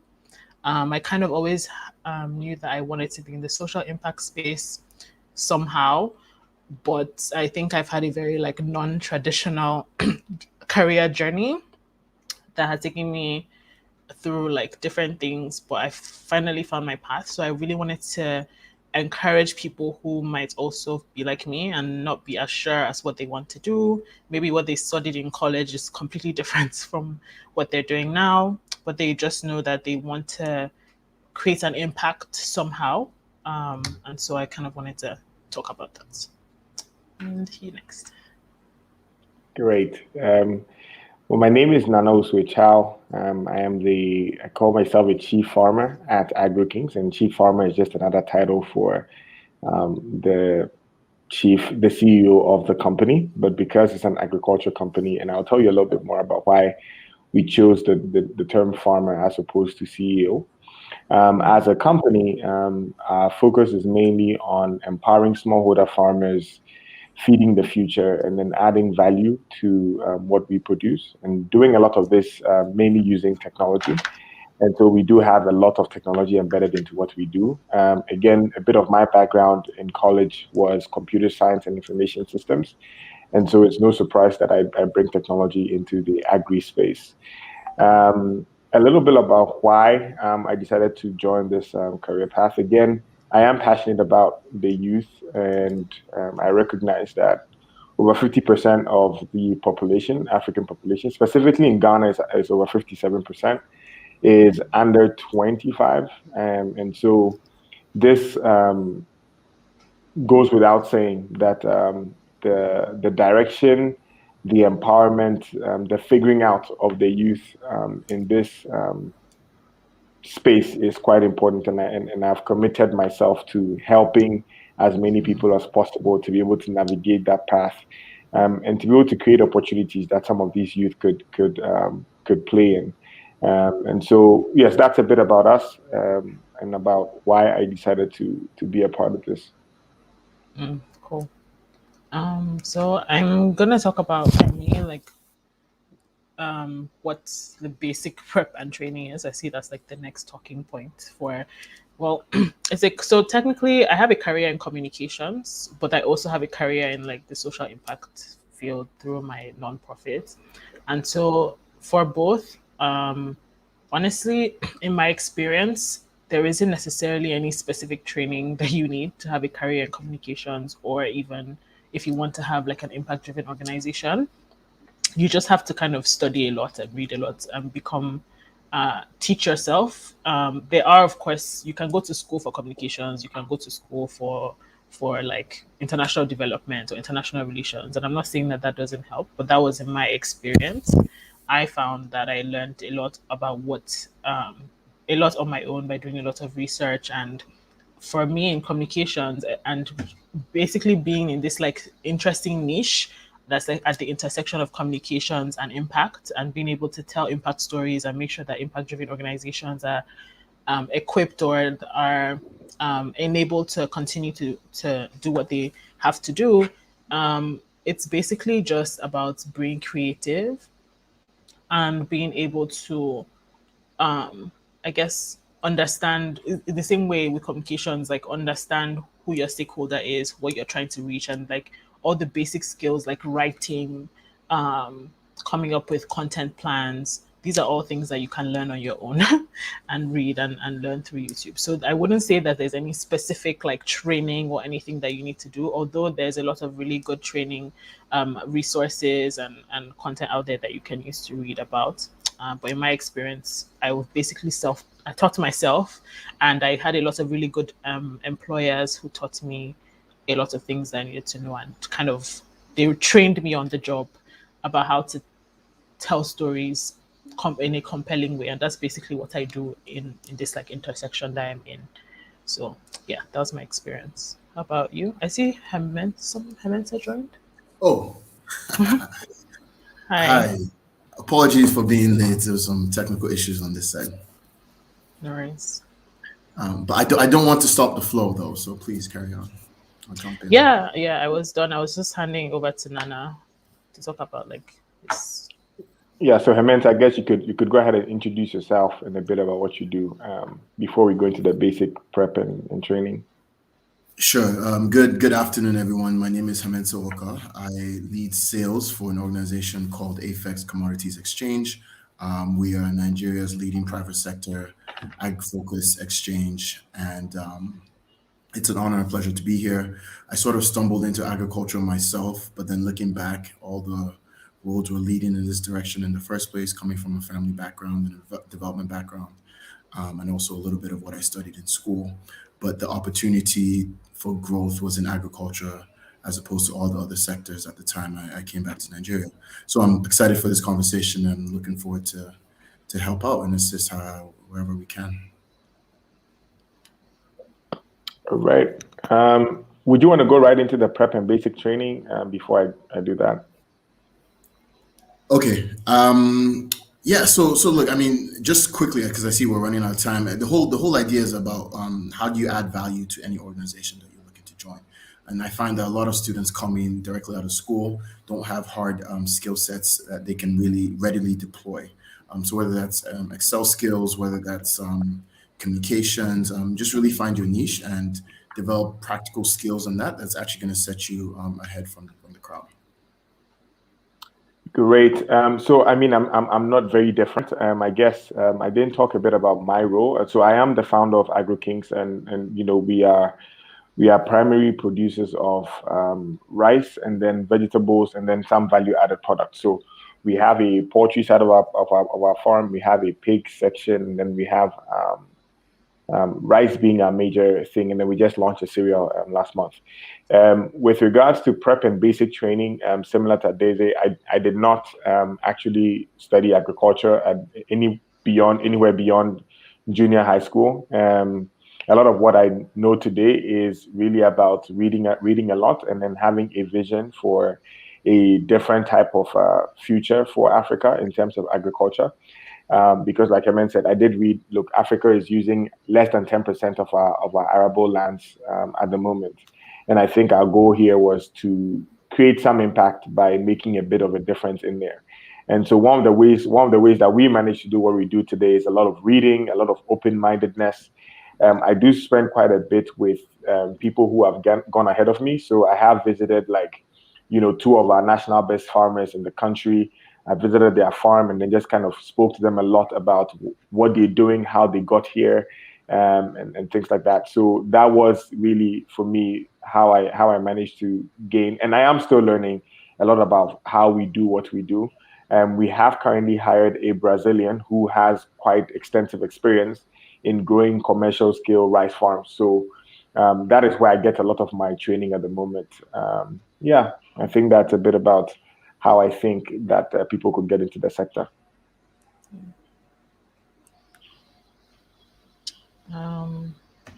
Yeah, do you want to kind of move to getting promoted? Because I guess we don't really have that much time. For me, sorry, should we go ahead? Go ahead. Yeah. For me, my like I said, I have like kind of a non-traditional path, so I haven't really ever stayed in one company or organization for a super long time. So I don't know how to speak about getting promoted. What I have done is sought out new opportunities and like moved. And so for me, what I would say is that while you are at your current position, whether it's in an impact-driven organization or communications, you have to learn as much as you can and try, like, be a part of as many different kinds of projects as possible. So for me, like, I initially started my comms career not even in comms. I was at a marketing agency, but my boss was like, okay, I need you to do social media management.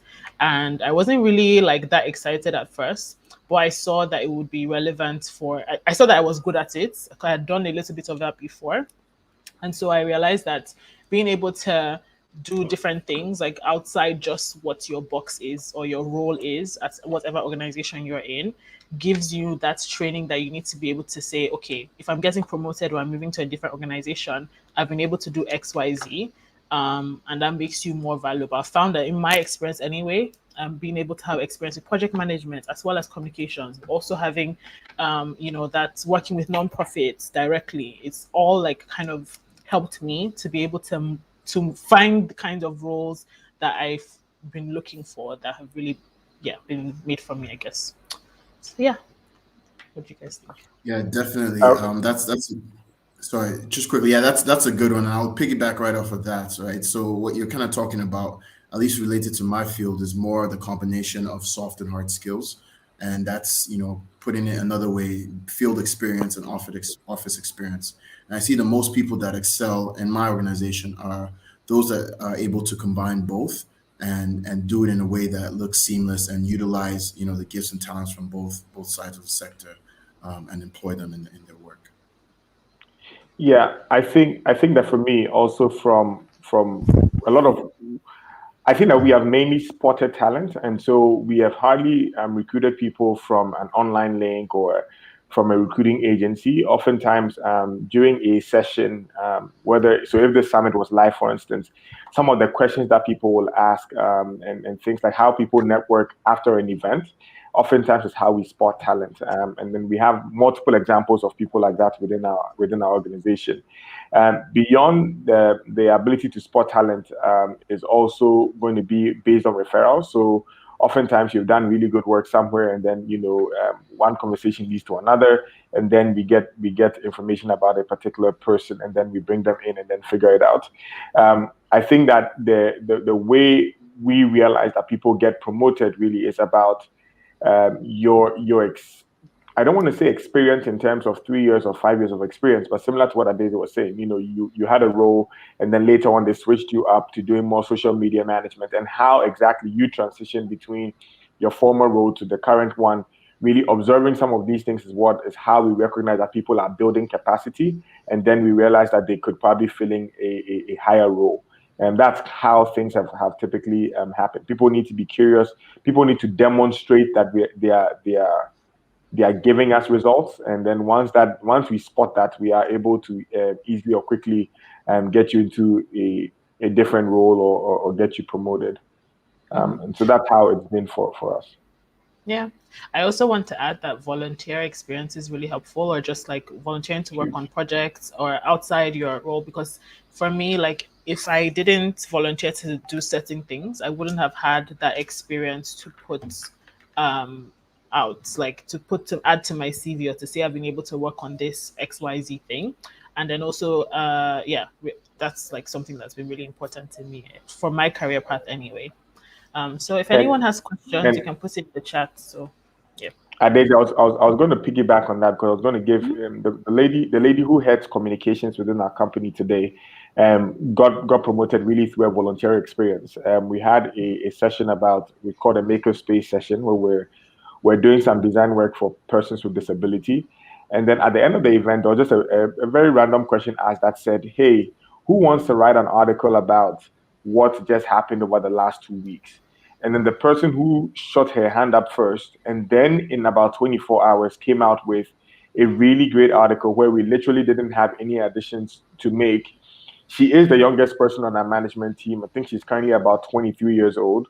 And then she still handles all our communication stuff. And that really was possible because of that volunteer experience that she did about 3 years ago. And so that just speaks to the fact that once you do the volunteer, once you deliver results, the probability that you get promoted is pretty easy and pretty quickly. Mm-hmm. And I just want to add before we move to the next point that sometimes people think to be in the social impact space, or maybe I don't know about if it's the same thing with agriculture, they forget that you have to actually be technically sound. So you mentioned, for example, she wrote an article, there are no errors. So if you're trying to get into into the communications part of impact, of an impact-driven organization, you still have to be a good writer. You still have to be able to do storytelling, content planning, all these other technical things that maybe you would take for granted if you were working at a bank or something. You still have to understand how to analyze data and trends and things like that. So those are still also really important outside of just having a passion for what you want to do, basically. So I will let you guys handle the manager questions, because I think you're probably better positioned than me to answer. So could you go ahead and read them? So so the ones like, who is a manager? How are they? I think Nana kind of answered this actually. Who is a manager? How are they discovered? What's the difference between a manager and a good individual contributor? What does the company need from managers? And then what are some differences between good and bad managers? Yeah, so just quickly to add, right? Like what I've found in my experience is it's quite easy, relatively speaking, to find entry level talent. Essentially, you just want people that are open-minded, motivated, and ready to learn. Senior management is also, you can look at people's experience and transfer them over, and they're quite sound. But middle management has always been quite difficult, right? That's a space where, if anyone's usually talented, they're out on their own, have already started their own company, are not willing to come over for somebody else. And what I'm looking for in that level is responsibility and ownership. So at that stage, it's saying, okay, let me take in this task that's on my desk and be able to disseminate it amongst a group of people, be able to break it down and be innovative around and creative around ideas for solutions. It's really not passing the buck and saying that this is mine and I'm going to figure out a way that I can make this more efficient, or manage this process or this team better. And so essentially, it's that level of motivation and ownership that I'm looking for. Right. I'll piggyback off of that and say it is about your ability to manage people. I'm going to go more to middle, from entry level to middle management. It is about your ability to manage people. That is always a big issue. We have some people who join our team earlier on, and they're like, hey, then I prefer to work by myself. I prefer to work alone. I get the best results that way. You'd always kind of stay at that entry level, because at mid-level management, you're definitely going to have some subordinates, and they need to be able to recognize that you care about them and care about their progress. And so the ability to manage people is going to be a big one. Ability to work with little or no supervision. That speaks to both middle level to high level, C-suite level management. But there's something that I think, I want to state two things that I think are a little different. I recognize. One is the ability to manage money. For whatever reason, a lot of the youth we meet today talk about, hey, I don't like to handle money, and definitely it's a no-no for me with management level conversations, because if you ever headed a unit or you were part of a unit, you'd have to recognize how the money moves within the company, how the money grows in the company, and what are the factors that cause the money to go down. And so people who make decisions, or people who make statements like, hey, I don't like to handle money, or could you give that over to somebody else, is definitely not particularly a plus for us in our organization. And then the little thing here is your ability to communicate visions clearly and then give feedback quickly. So oftentimes you realize that middle level management is probably taking an instruction from somebody who is higher up, and then communicating it to either people who are lower. So your ability to be able to take on that vision and communicate it effectively, breaking down what needs to get done for people to be able to understand. Recognizing that, hey, your team, these are the doers and these are the thinkers for you on your team. And so getting quick feedback as well from those team members is also going to be quite important. And I'll just give a little plus at the bottom, which says, please learn to drive if you're above 18. It is one of those minor things that just makes a big difference. I realize that. So if you have not learned to drive and you're above 18, please do learn to drive. It's just always a plus for your employer. That's funny. Yeah, I mean, I agree with everything that you guys have said, and like having managed like smaller teams myself, like being able to take ownership is something that's really important. And I think when you're able to do that, the people that you manage are able to do that as well, and there's fewer excuses all around. So, yeah. The next question is about getting to C-suite. Who makes it to that level? Who gets hired at that level? What experiences, competencies, and time have they put into their careers? What kind of success stories? What kind of successes do they have? And what are some things you can do to fast track this journey? Hemant, go ahead. Yes. So C-suite is quite tough because, to be honest, you can't get to C-suite. You have to be invited in. It's not something. Have we lost him?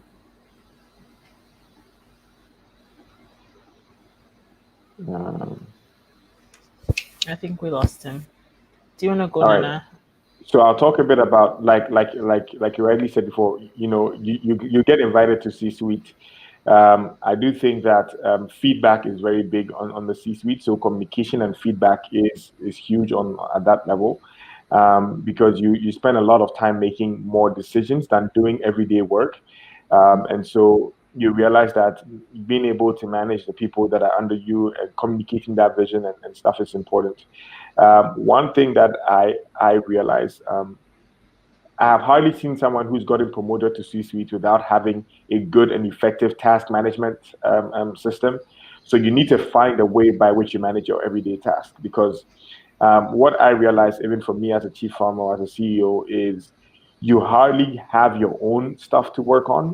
Most of the time during the day, you probably have less than 20% of your time for yourself. A lot of the time is spent making decisions on behalf of your team, quenching fires that are just coming up, or making sure that the next couple months or the next few years are good or solid for the team. And then reporting to a board. A lot of time is spent doing that. And so you realize that your ability to be able to effectively task manage is important, depending on whatever kind of team you have, whether it's that you manage on a daily basis or you just give them some space. If you are giving your team space, it's important that you are able to give them feedback quickly so that they don't just go turn the entire organization around before you wake up the next morning. And so that's one thing I realized. And then your ability to take initiative. I think that those are the kinds of things that translate someone from just being a manager to getting on the C-suite. Because at C-suite level, you need the ability to think, the ability to be able to analyze information, and then regurgitate that back to your team in a way that causes the company to move forward or to advance. And so these are my thoughts on C-suite level. Yeah. Yeah, I mean, I agree again with everything you said. And I think that another thing for me is like, I think people underestimate, and we've kind of touched on this already, but like how important it is to kind of have knowledge of almost everything, like a little bit of knowledge of everything, like whether it's accounting, finance, a little bit of communications. Like you have your career path. So I started out in communications, but knowing that I'm in the impact space, I need to know a lot about health. I need to know about, women's rights issues. I need to know about accounting, finance, just being kind of like a I guess, jack of all trades in some way, even though it's really important to like kind of run a company successfully. So, and that's something that you need to start thinking about earlier in your career, because you're not going to learn everything when you get to the top. You need it to get to the top. So we have a question in the comments, and I don't know if there's anything else to add with the rest of the contents, but we're supposed to do audience questions now. So someone says, the question is on giving and how to measure the effectiveness of your donor dollars. Just this week, GiveWell, a top funder, said they won't be releasing any of the 120 million they have raised here because they haven't found any exciting new funders to fund. Have you some thoughts of projects that can embark on? Geez. There are so many projects that funders, in my experience, are looking for. Just recently, Impact Hub Geneva like participated in Building Bridges Week, which is it's a week-long event, I guess, that brings together the finance sector and like the impact sector. So they had a lot of investors talking about what they were looking for and like how to best help organizations to scale their impact.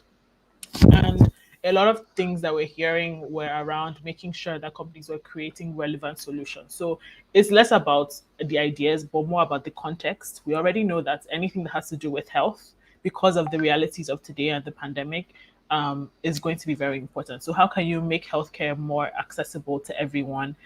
That is anything that's in line with any of the SDGs, and using that framework is always a great idea. We know that tech is like everything right now. And so the thing about this is that there's so many issues that we're trying to solve that tech can be applied to in some way. Like Nana just mentioned, agriculture and tech, right? Even things that you might not necessarily think about. There are people who are doing really great work with women's health and technology, right?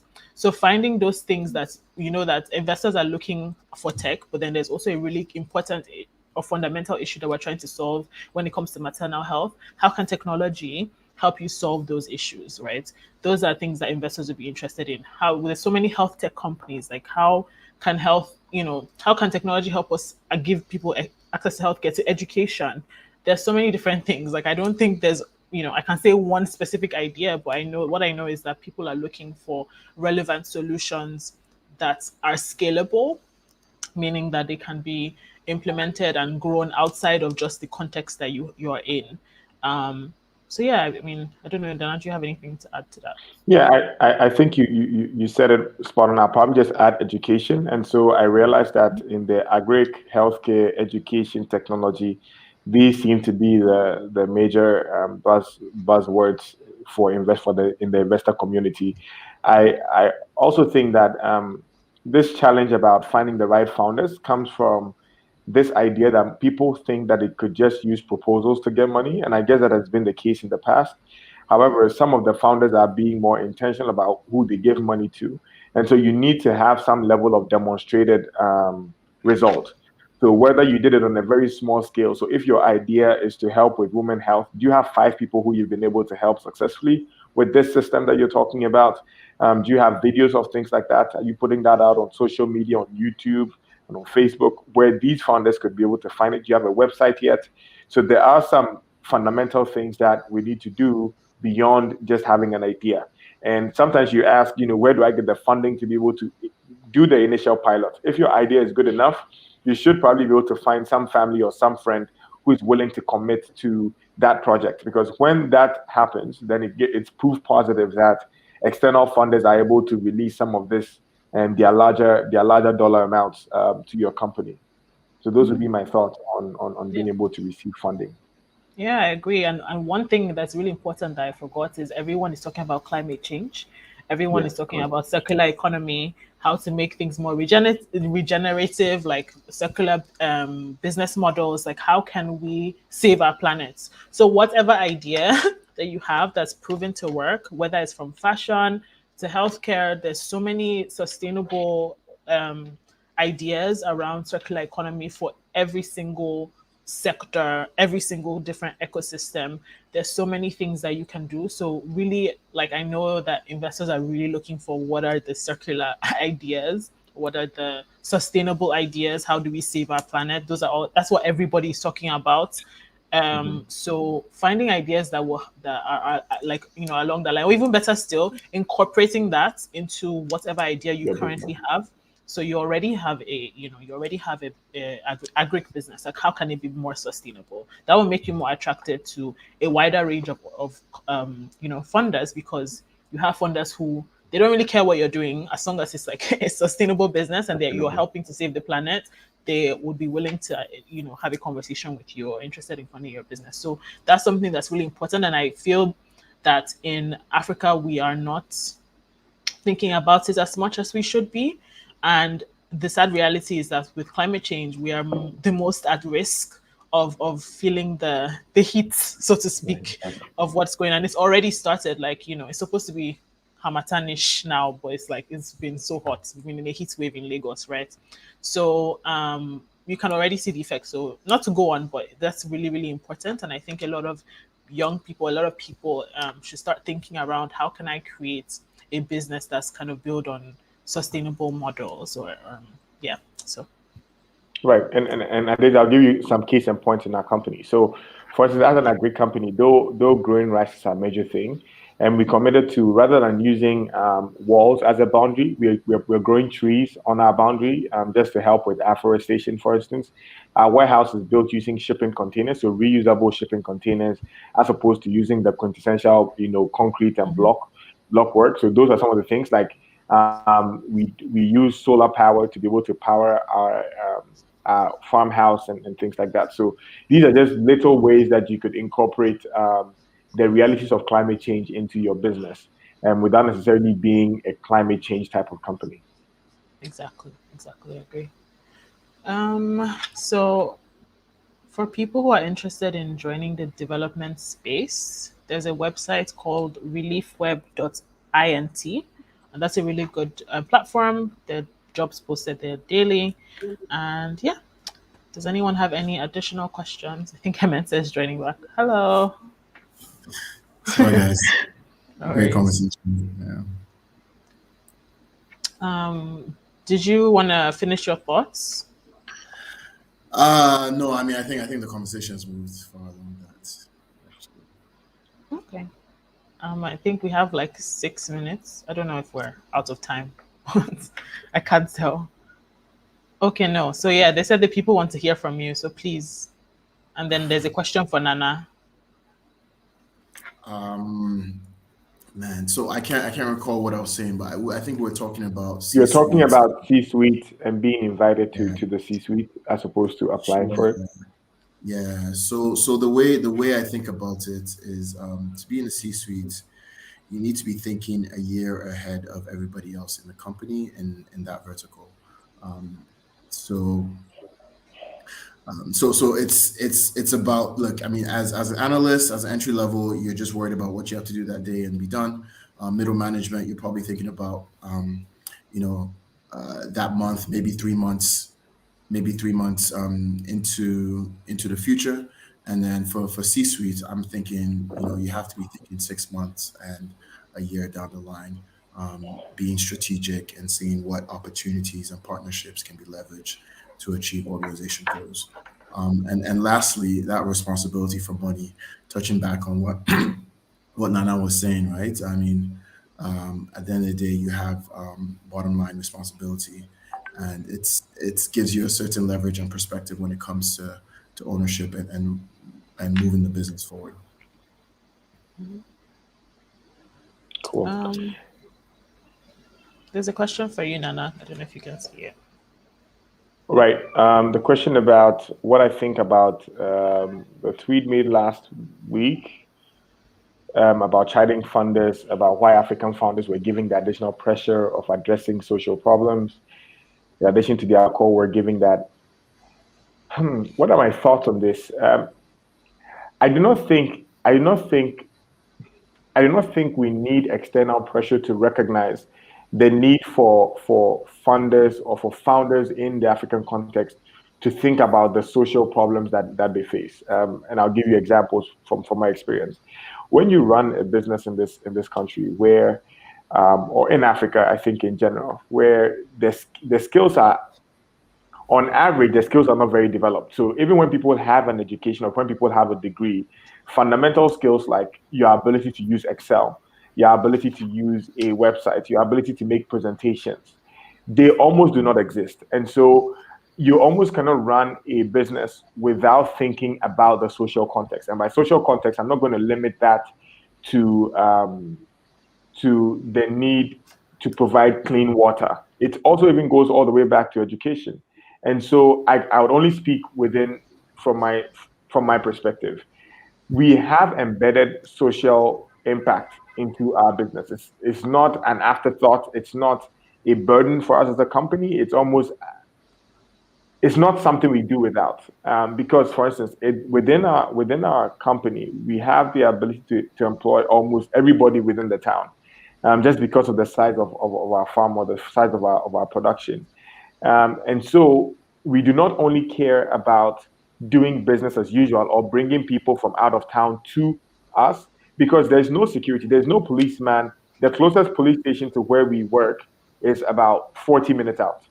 So it is important for me to think about security as I do my work, because one day we'll be doing business as usual and somebody's going to come and try to steal our fuel, which has happened already. So we have a fuel station, which some of the residents around us have come in to try to steal our fuel, and they did steal it successfully. Now I have to go 40 minutes out to report this case to the police, and then they would have to come in and do an investigation. There are problems like some of the women who work for us, because we do give preference to empowering women. It's at the core of what we do. So when some of the women who work for you are less than 18 and they are getting pregnant when they are not married, it becomes important for you as a business within that community to provide some level of education for teenage women and the need for them to not get pregnant very early and how that ruins their career. For instance, the road leading to where we collect our produce or where our warehouse is was not good. Whenever it rains continuously for about 2 or 3 days, the road leading is not motorable. So we had to invest in, providing good roads for the people within that community. We are currently investing in the youth in the community by giving them soccer balls and soccer jerseys so that they realize that, sport is important, so they don't use all their spare time to go chase girls or people of the opposite sex and then continue to have sex. We are providing a public toilet facility, because in the community, they do not have clean water, which means they do not have a public toilet as well. And so being able to provide, a place of convenience for the people within this community is part of the core of what we do. And so I don't think that we need even external people to let us know or to talk to funders about the need for African entrepreneurs to incorporate solving social problems into their business. I think it's the onus is on us to ensure that as we build businesses, it's important that we build the society that is around the business with the business to ensure that we are able to continue to live and thrive in that community in peace. We can't do that without trying to solve some of these social problems. Those would be my thoughts on that tweet. Yeah, I mean, I agree with you completely. I think that while I can understand some of the frustration around why African funders may have a different standard, unfortunately, we don't have the same privilege that our counterparts in other countries have. There is no infrastructure We are our No. own. In certain countries, we're our own government, we're our own security, we're our own water supply, we're our own everything. And to build a business sustainably around the world, it's been proven that you need to take care of communities, right? There's different stakeholders that are that need to be considered when you're building your business. It's not just about the bottom line, especially if we want to take Africa to the next level.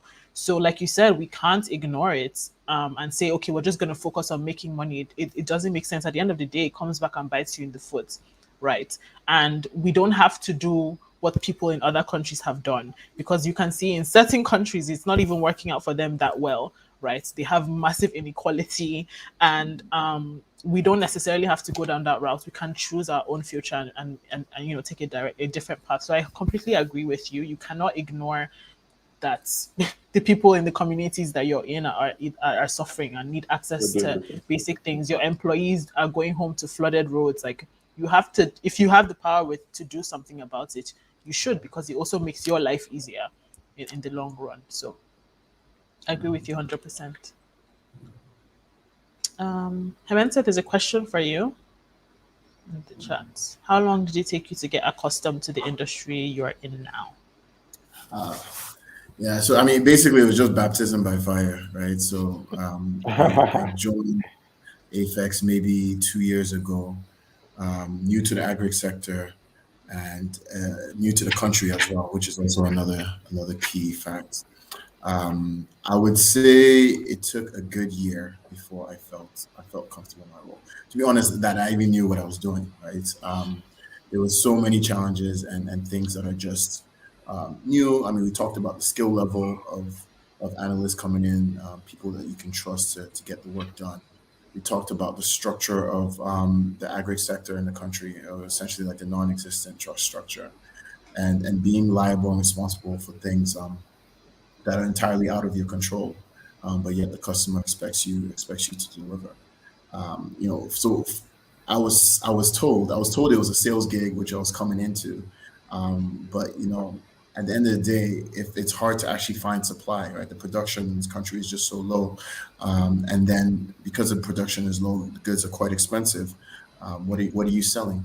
And so then became managing supply chains and how to effectively get commodities to the market before you then actually get to the selling part. So yeah, it took a while. It took a while before I understood what was actually happening.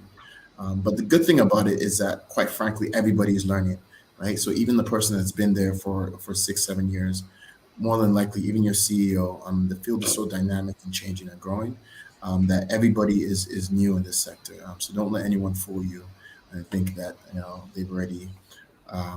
they're already established and are confident in what they're doing, because it's changing rapidly.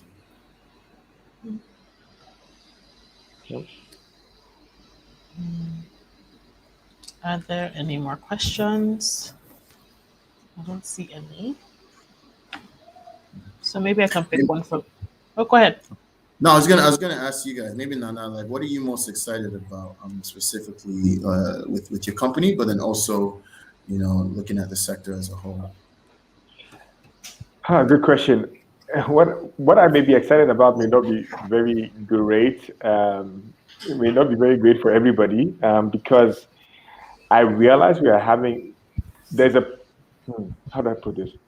There's a looming challenge I see coming, which is on the food side. And I'll give you an example. About sometime in March or so, I was looking for equipment. I needed a couple of tractors and stuff to be able to use on our farm. And at the time, about $200,000 was going to get me about 3 tractors and all the implements I needed. Come October, that same $200,000 only got me 1 tractor and got me 3 implements. What effectively happened was the cost of production has gone like through the roof. That's one. Number 2, they did not even have the implements available. So they are requiring that it will take 30 days from the day I have made full payment to be able to get the equipment I need or I require. Why is this exciting? It's exciting to me because I'm happy I am in the sector. I'm happy I'm in the agri space. which is great for me, but I hope that other people are recognizing the importance of the agri space within the African context, because we do not manufacture any of the implements we require for commercial size farming. We do not have the requisite skills to be able to grow or develop our food or grow our own food on a large scale. Yet Africa has the largest growing population and the fastest growing one as well. And so the challenge I see ahead is that we have this growing population who require a lot of food, yet we don't actually produce any of it, or we are not invested in that aspect of our business. And so for someone like me who actually came from a real estate background, I did quite a bit of stuff in real estate and technology when I moved back to Ghana in 2012. However, in 2019, I have taken the agri business a lot more seriously. In 2020, when COVID hit, then we really kind of went full time into the agri side of our business. And I'm very happy about where we are right now, with what we have acquired and what we are growing or building. I'm just also a little, as I am excited, I'm also just a little more concerned about what this means on a global scale. Because now, picture this, and not to be gloomy, but picture that Thailand or Vietnam decide to shut out their borders from letting food out. All the rice that we have been depending on as an African continent, all the maize we have been depending on as an African continent, not only to feed the people, but to feed our animals, to feed, like, our entire continent will need a lot of food, yet we do not actually produce a lot of it. Prior to now, the largest rice farm even in Ghana is owned by a Brazilian. After that, it's owned by another Brazilian company. After that, it's owned by an Indian company, before there are people like me. And so just let you understand that, look, we need to take agriculture more seriously. We need to take development of our own continent into our own hands. And then we need to start making a difference in that regard. And so my hope and goal is to do more in the agri space, encourage more people to get more interested in agri space. And that really is why I call myself a chief farmer as opposed to a CEO, because I want people to know that, hey, farming is interesting, farming is exciting, there's money to be made, and there's also impact to be made while making money. And so these are the things that I'm kind of excited about at the moment. Awesome. Daisy, what about you? What am I excited about? I just think that in terms of like development, and I think that there's like, I don't know, our generation and the generation below us is super passionate, and we are trying really hard to correct some mistakes that the elders left. And it makes me really happy to see, because I don't know about Ghana, but Nigeria is very much despite all odds. And I think I'm just really excited to see how people innovate and the ideas that they're going to build as they like the ideas are going to come out of out of this era, and the future of Africa in general. Really, sometimes it's a little bit hard to hold onto that hope, but then you talk to people and this person is doing this cool thing and the next person is doing this cool thing, and they're all like under 30, and that makes me really excited. It makes me really happy that people care, because it sometimes might feel the opposite. And yeah, it did get a little bit scary during COVID, because I know that a lot of the stats were saying that COVID was going to take us back, especially in Africa. All the advancements that we made in education, in women's rights, and all of that was going to go back. But I see how hard people are fighting to not let that become the reality, and so that gives me a lot of hope. And just from like a personal perspective, I'm really passionate about working with organizations that are impact driven. So I've gotten the opportunity to work with a couple in the next couple of months, and hopefully in years. And I'm really excited to help them like tell their stories and grow their impact. So that's really interesting. Yeah, I think that just to piggyback off something that Deja was talking about, is the passion of the current youth, which is at our generation and lower. I do see a small challenge though, which is the challenge of misguidedness, or should I say, some people are still in a cloud to a large extent, in that they will require some guidance or some direction of how to go from that initial idea or that initial success to being able to create something that's sustainable. Because sometimes you see people who They are very driven. They have great ideas, but they kind of need a bit of guidance or mentorship to be able to make a difference, or to be able to to go beyond their own, becoming local champions, and being more globally minded. And I hope that I love what you're doing with your not for profit, because then you are able to provide some level of guidance based on your experience to some of these younger ones.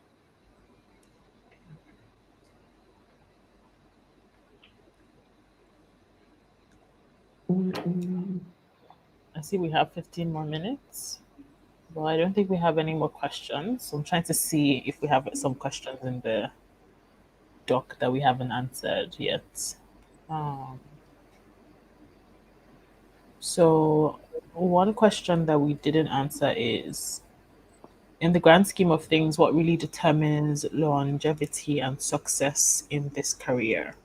And I think we kind of touched on some of it, but I think there's two perspectives here. There's this perspective of like the founder, CEO, chief farmer, and there's the perspective of someone who is like a manager. Wait, what level are you at, Samantha? Yes, I'm a manager. Yeah, so just want to mislabel you, but yeah, like within a company. So those are kind of two different career paths. So what do you think determines longevity in your perspective? Hemant, it's been a while since we heard your voice. Go ahead.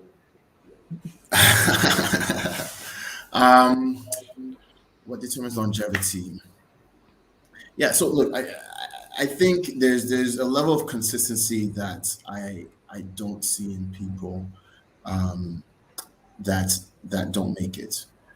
So they're hot, they're cold, they perform, and then they fall off and drop off, and either get distracted, or they see a quick opportunity to make an extra few nairas here and there, and jump to it, rather than that consistency and building layering upon layering skill sets to each other to have a long career. And it's a grind, right? So not every day is going to be a good day. Not every season is going to be a good season, but just showing up and being there, I think speaks volumes and guarantees your success. And then from an organizational standpoint, maybe Nana can speak more of that, but I to make it very simple is how commercially successful are you, right? And not saying that it's simple to achieve, but quite frankly, I think people just forget with a lot of businesses that you just have to be viable. There's a lot of people that will be in your ear, a lot of partnerships you could engage in that just distract from the vision and the mission, and being able to be steadfast and focus on what you're trying to achieve. What is your underlying strategy for success? So despite other endeavors that you engage in, what is the flagship program that's guaranteed to bring you money and keep on churning? So Google's never gonna not do a search engine, right? And it's always going to be perfecting that, because that is the core of their business. Whereas they're jumping into different parts of the fintech space and trying to excel in that, right? So I think that's just key for future CEOs and C-suite members to remember. Yeah, I think. Go ahead, Adizia. I was just going to say that, you guys are coming from the business perspective, which is great. But then I think even with organizations that are like social impact or impact driven, like nonprofits or social enterprises, this still rings true about staying true to your mission and vision. So if you are an organization for women, you might get distracted by something else that maybe you think, we can get more funding for this to do XYZ projects, but it's outside your core vision of helping women to get better access to healthcare. So, and that doesn't mean that organization can't grow or evolve, but it's really important to stay true to your core values, even like as a social enterprise or as an impact-driven organization. So I just want to say it's not just for, for-profit organizations that this applies to, basically. Yeah, I think you're right, and the perspective is not very different. Like you said, I realized that as well in the youth, and that's why I said, some of the youth require some level of guidance. In that, today people think it's all about, how much I have sitting in my bank account, but what could take you from making, for instance, $1,000 to making $10,000 is not as much your career projection. Oftentimes, someone who's dealt with you while you were at a particular place and recognized or identified that you were consistent with what you did is able to recommend you, and then you move straight from being just a Lagos champion to being a Geneva champion, for instance, where you are making significantly more, even in a different currency. And so I realized that people need to realize that they need to pay it forward with their hard work. There is no shortcut, and any shortcut that took a short time to get is probably very easy to equally fall off from that. Sometimes people, come to join an organization that just moved to Ghana, for instance. So there are these, external companies who move to Ghana, and they come with all these like high hopes and expectations. They are willing to pay people a lot more money in dollars, and then what you realize is people leave your organization and they go right there, and then before you know it, in about a year or two, they're like, hey, you know what? It didn't work out as well as we thought. Off we go, and then now here you are stuck again. And so being able to, and I will say this, you should probably have 3 or 4 people within your network who can literally vouch for you. Oftentimes we have taken out the referee part of our CVs, but now more than ever, that part is probably the most important, because you could go on LinkedIn today and you have like on your DP say open to work, but I'm not going to hire someone that just says open to work if I haven't spoken to somebody who's worked in an organization you've worked in before, unless I'm not trying to build a sustainable, or I don't have a big vision. But if I do, I'm very interested in who gets to join or who gets to partner with our team. Because, for instance, I don't even call my staff mere employees. For me, they are like partners. They are like colleague achievers in what we are trying to achieve as a vision of the company. And so it's important for us who gets in to the company. So for instance, we've had like a finance role up and available for a while. We have not been able to fill that in yet, not because there are not people who are CFA certified or ACCA certified. It's because we haven't just found that person who seems to be the right fit. The guy who we found a guy who thought, hey, this could work really well. But again, we don't want him to leave his high-paying job to come and take a job that is similar. We're like, look, you know what? We are hoping to raise some funding in the next couple months, and when we do, we would like to bring you on board when we get to the next phase of our project. So it's not just about going into town and then submitting your CV and getting a job. You need someone who could like attest to your goodness at work, attest to your excellence at work, and I think that would almost guarantee your success in whatever career path you have chosen.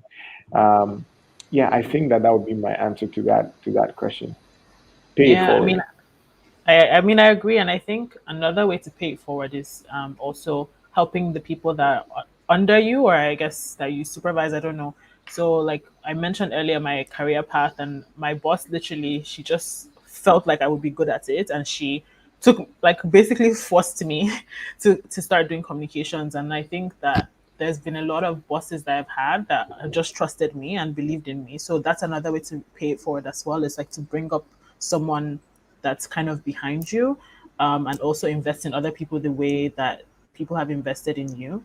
And also, I think building really good relationships, it sounds very cliche, but almost every job I've gotten has been through, like Nana said, like someone recommended me. Like it's been on merit because I had the experience that was needed. I had a good CV, but still to get my foot in the door, to get that interview or to get that, trial period or whatever it is, someone recommended me, right? So having good relationships with people that you work with, your supervisors, your co-workers, is something that people often underestimate.